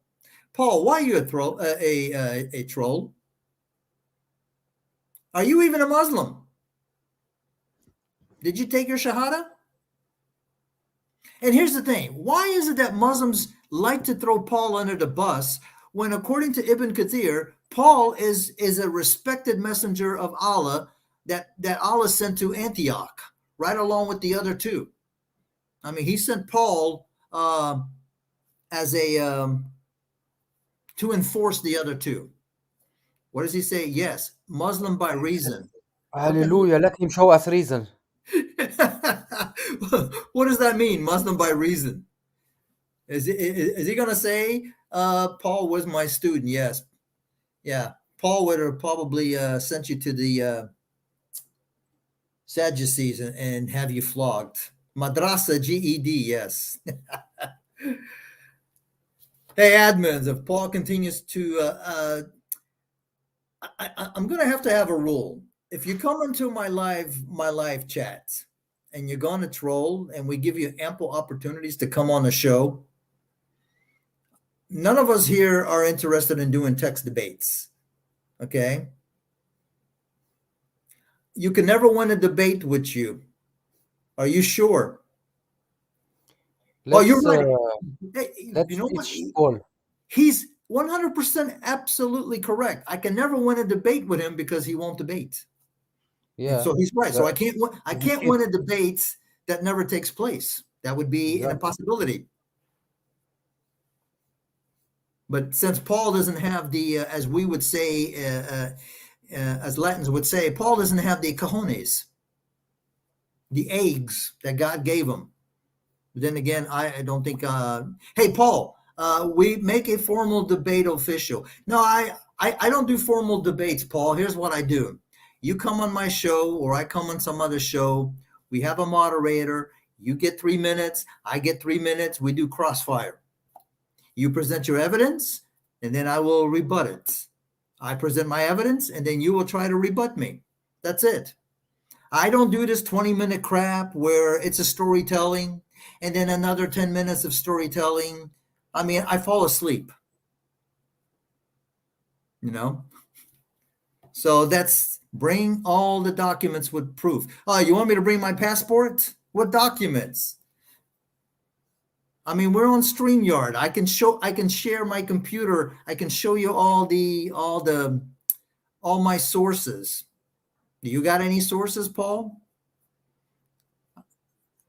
I mean, I can show you your Quran in 16 different translations, 3 Arabic Qurans. I got Sahih Bukhari, Sahih Muslim, Sunnah Abu Dawud, Ibn Majah, Tirmidhi. I got Al-Tabari. I got Ibn Kathir. What else do you want? I got over 600 and something books on Islam. Ignoring me. Why are we ignoring proud transphobe? Transphobe needs a hug. Let's give proud transphobe a hug.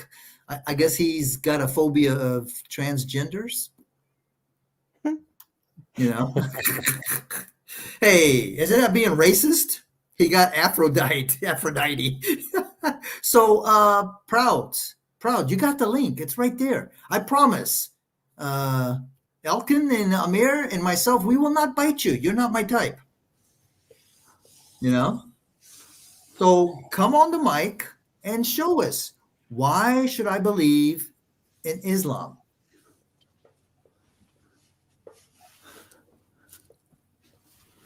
I mean, how hard is it? Either you're a Muslim or you're not. If you're not a Muslim, then you can stay, but obviously you can't prove to me that Islam is true.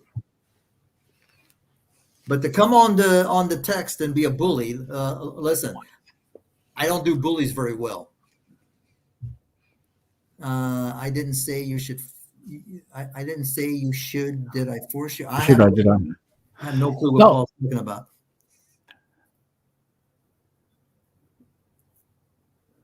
Oh, he needs hikmah? He might need maybe.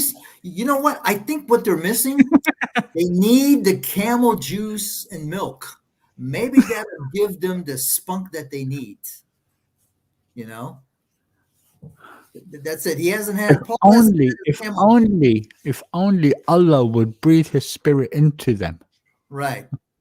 Maybe then they can have the balls to come up and offer us a good dawah. Why we need Islam. Hey, Roughneck, God bless you, brother. I didn't say you should convert to Islam. Okay. Anybody here mention converting to Islam? No, I don't think so. So why are you making arguments that none of us have made?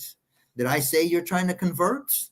All I said was, come and prove to us why we should believe that Islam is true. I'm not asking you to come and convert me. I mean, you got as much chance of converting me to a Muslim as I do taking a crap and finding lots of gold nuggets. Ain't gonna happen. Of course, it would be nice if it did, because then I'd be rich. You just said, show me why I should believe. Yeah. Why That's should the I topic believe? of, Why should I believe that Islam is true? I'm not telling you to convert me. Can you prove to me that Islam is true? Can you prove your claims? If you go to my page, to my channel page, I give you some of the claims that Muslims have been telling me, I don't know, for the last 8 years, since I've been into Islam. Can you prove any of those? Do you have any evidence for those? Maybe you can prove the embryology in the Quran. I love embryology. Even if I walked on water, you wouldn't believe you are sealed. Well, if I'm sealed, that's because of Allah. Because remember, Allah says He creates you for hell of heaven before you are even born. So Allah created me to be a kafir. He created Amir to be a kafir. He created Ilkin to be a kafir. So why are you pissed off at me? Alhamdulillah. Now here's how stupid Islam is. We got Jesus. As Christians, we believe that Jesus was crucified and he was raised and he's with his Father. Muslims in the Quran, according to Allah, tell us that no. It was made to appear. Some poor schlab was hung on the cross and made to look like Jesus. So therefore, Allah created Christians. He fooled Jesus's mother. He fooled everybody around him, right? And then he comes back 600 years later and sends an illiterate to tell the Christians, you guys are wrong. It was all a joke. You didn't see Jesus on the cross. I mean, all those poor Christians who died over the centuries, believing that Jesus died on the cross, that was Allah's fault. Allah is a murderer. He condemned millions of poor souls to be thrown into the lion den, to be burnt up as lamps, all because Allah was a joker. Now, does that sound like a plausible story? I don't think so. We say in Arabic, Alhamdulillah Rabbul Alameen, الذي خلقنا نصارى ولسنا مسلمين. Can you translate that, Elkan? No, I don't speak Arabic. Okay. Thanks. I thought you knew Arabic. No. Thanks I don't Lord. understand Thanks it. Lord. I used to be able to speak it, but I never understood what I was saying, even. To be honest. Thanks Lord that you created us basically Christian and not Muslims, and that we speak it. We'll tell them that in their language, in their own. How do they understand it? Like Rabbul Alameen. So we'll say it to them in their own way of understanding. Thanks Lord, because they have those names, Rabbul Alameen and stuff, the God of everywhere, the whole, yeah. So we say it in their way, that you create us as a Christian and not as Muslimin, as Muslims. So that's good that we've been created as Christians, as kuffar. I accept it because you count us all kuffar. Who give it damn? Who give it damn? Shall we show them that because we are wasting our time on this poll and that whatever his name, the transgender. Transphobe. Oh, the transphobic Yeah. guy? Yeah, shall we show them how their Allah pray? Hey, Amir. Yeah, but I got a question for you. You being a native Arabic speaker, and the Yes. Quran. Now, there is a Arabic word for Christians. It's not Yes. the Arabic. It's not the word that's in the Quran. Because when I looked at it, Nasara. yeah, I think the problem is that the Nasara that Allah is referring to was a was a heretical sect of Sect. Christianity. Yeah. But I there think is they were they not Nubians, or were they were heretical anyway?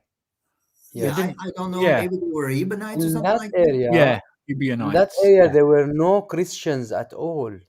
Nasara, they were the one who been kicked off Christians, you know, and there were some others as well being kicked off Christians because they have some heresies, you know. Right, they were heretics. That's what Sorry? we would call. They're a heretical group because they went against the teachings. Yes, yes, but they went away from Christians and lived far away because of that, because of their beliefs. Yes, they weren't like Jehovah's Witness now, but at that time they've been kicked off, so they went away, and that's what Muhammad met. He didn't meet any Christian ever. Right, which is why they call us the Nasar. Nasara.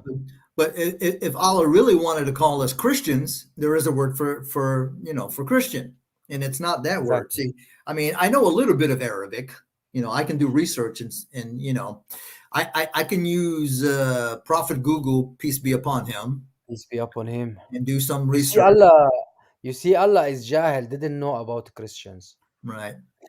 And Paul says the Nasara in the Quran are Torah observant, not like you. Can you show me evidence that they were Torah observant? Now, how could there be Torah observant if you guys say the Torah was corrupted? Which Torah? The Torah that Muhammad confirmed Ah, between his hands, and in the one who revealed it. yeah. I always thought Allah is bad librarian. Is it still there? It might Probably. be. And here's the funny thing, they say, well, the Quran doesn't say that the Bible is protected. And you know what? I agree 100% because they don't understand what Bible means. Bible is just They another don't. name for a collection of books, biblios. The Yes. funny thing is, on Facebook, the argument is, it's a silly, childish argument, or I wouldn't even say childish, but immature. There's a difference in my head.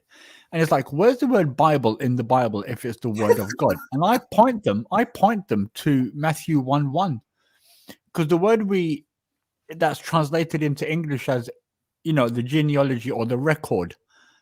In the Greek, it's biblios, which is where we get the word.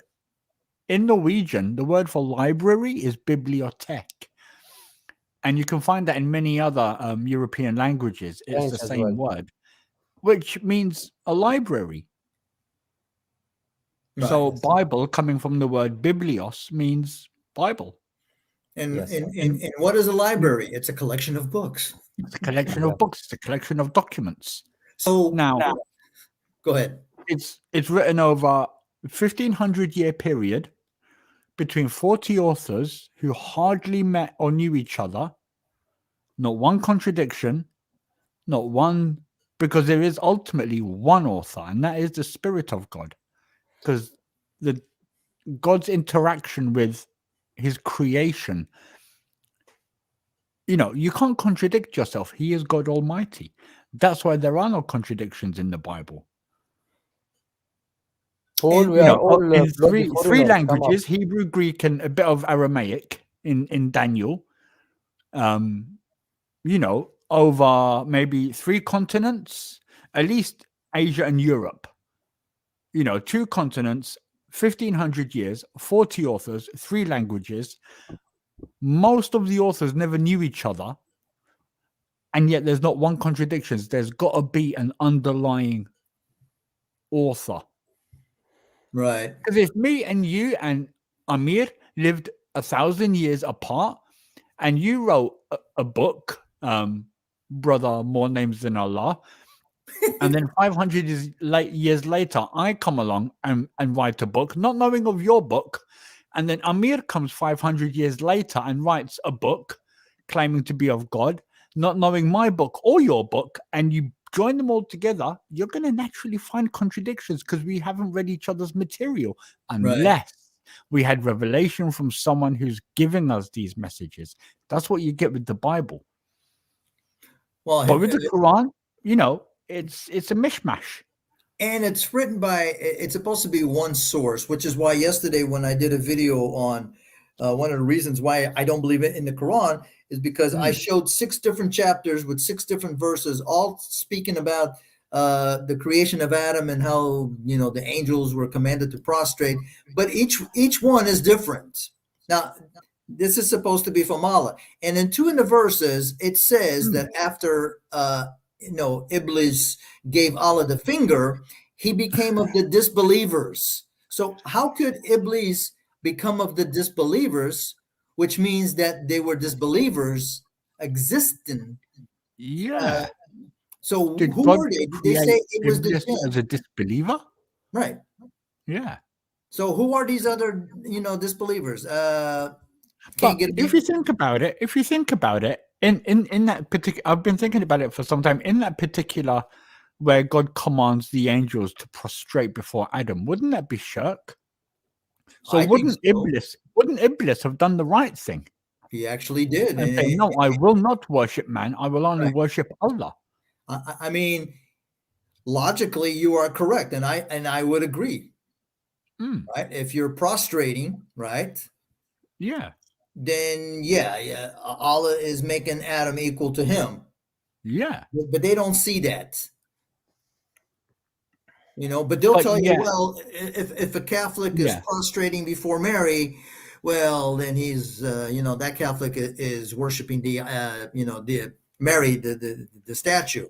But I just thought it was funny that the verses says, that Shaitan or Iblis, he became of the unbelievers, meaning that there were unbelievers before. Why were there unbelievers before Adam was created?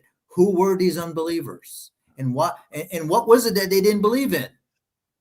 I mean, there was no books. There was nobody, no prophets had come to explain to them, right? Hey, Adam, good to see you.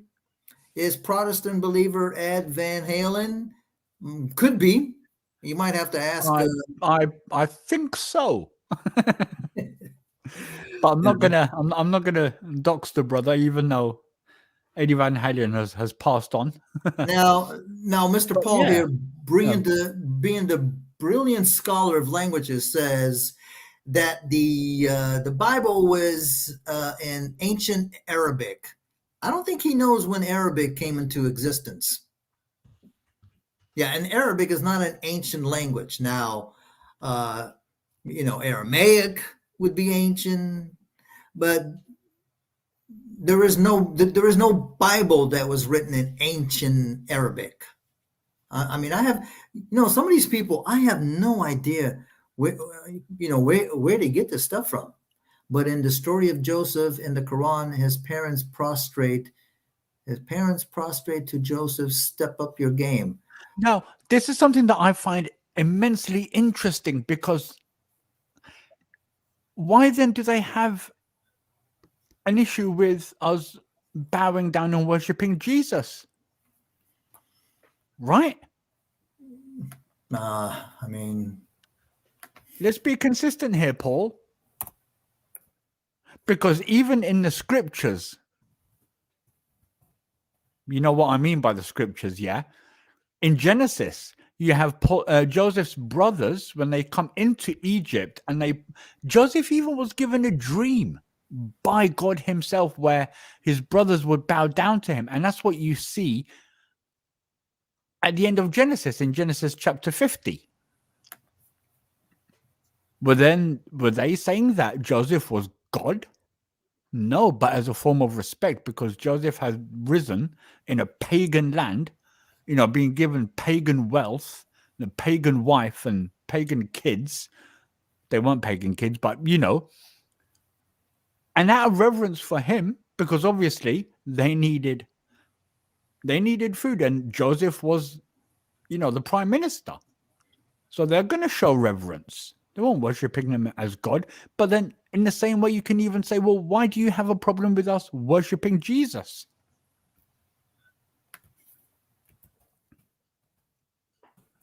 I don't know. Hey, Adam, by emerged means that's when it first, it could be when it first was, I don't want to say invented, but came into usage, right? So before that time, nobody was using Arabic, or it didn't exist. I mean, unless you have some other evidence. I mean, I don't have a background in, the history of languages. Mm. But ultimately, I suppose the logical conclusion would, well, not even the logical conclusion, but, the fundamentals is like, what do they believe about Jesus? Do they understand? Again, it comes back to, do they understand what we believe about the Trinity, Father, Son, Holy Spirit? We are not polytheists. God has said, Isaiah 43, 10 and 11. I do not know of any God formed before me, neither shall there be any after me. I am the Savior. That's what Yahweh says in Isaiah 43, 10. Funny thing is, Paul equates that verse. No, it's not that verse. Paul in Philippians 2, 10 and 11, where he says that every knee will bow and every tongue will confess that Jesus Christ is Lord to the glory of God the Father. Now, those words, every knee will bow and every tongue will confess, is a direct quotation from the Old Testament in Isaiah 45:23, where Yahweh says, every knee will bow and confess that I am Lord. So Paul is equating a genuine apostle, a Jew of Jews. You can read Paul's testimony again in Philippians, so do a bit of, reading of what we believe and read our scriptures and understand what it is we believe. But Paul equated Jesus Christ with Yahweh of the Old Testament. And it's all there. It's all I there. have to Jesus ask is something to Paul all and I there. will leave. I have to ask something to Paul and I will leave, yeah? Sorry. Mm. He said that we don't know about the Quran and he know much better. What do you know about the Quran? Please come up and tell us. Well, that's one. Second, he said Lord Messiah or Messiah, whatever you want. Not Lord God. Okay, first, you don't believe in Lord God. You really believe in Allah. Second, do you know what does mean Messiah? Messiah, whatever. Al-Masih. Al-Masih. Do you know what does it mean? When you learn what does it mean and what is it referring to, then you will know who he is. Yes. So go learn about your Quran and come back to us. Yes. I tell you good night. Thank you very much for having me. I love to be with you, and thank you very much. That's all. Good night. God bless Oh, you, brother. good Amir. night. Have a blessed night. And you're always welcome anytime I have a show that conforms to your time. I mean, I was able to do it today because I'm off work. Typically, it would have to be on the Saturday or Sunday because of the Wonderful. fact that we're 5 hours apart. But I really appreciate you being here, and I Thank hope to you. see you again. Hopefully. All right, no problem. Oh, we got someone new. Okay. Well, hey, be safe, be blessed. Thank God you. bless you, Thank you. brother Thank you, Amir. everyone. Thank you, brothers and sisters. Peace Thank you. and Bye bye. blessings. No Bye-bye. problem. Thank you. All right, Bye. we have a guest. Okay.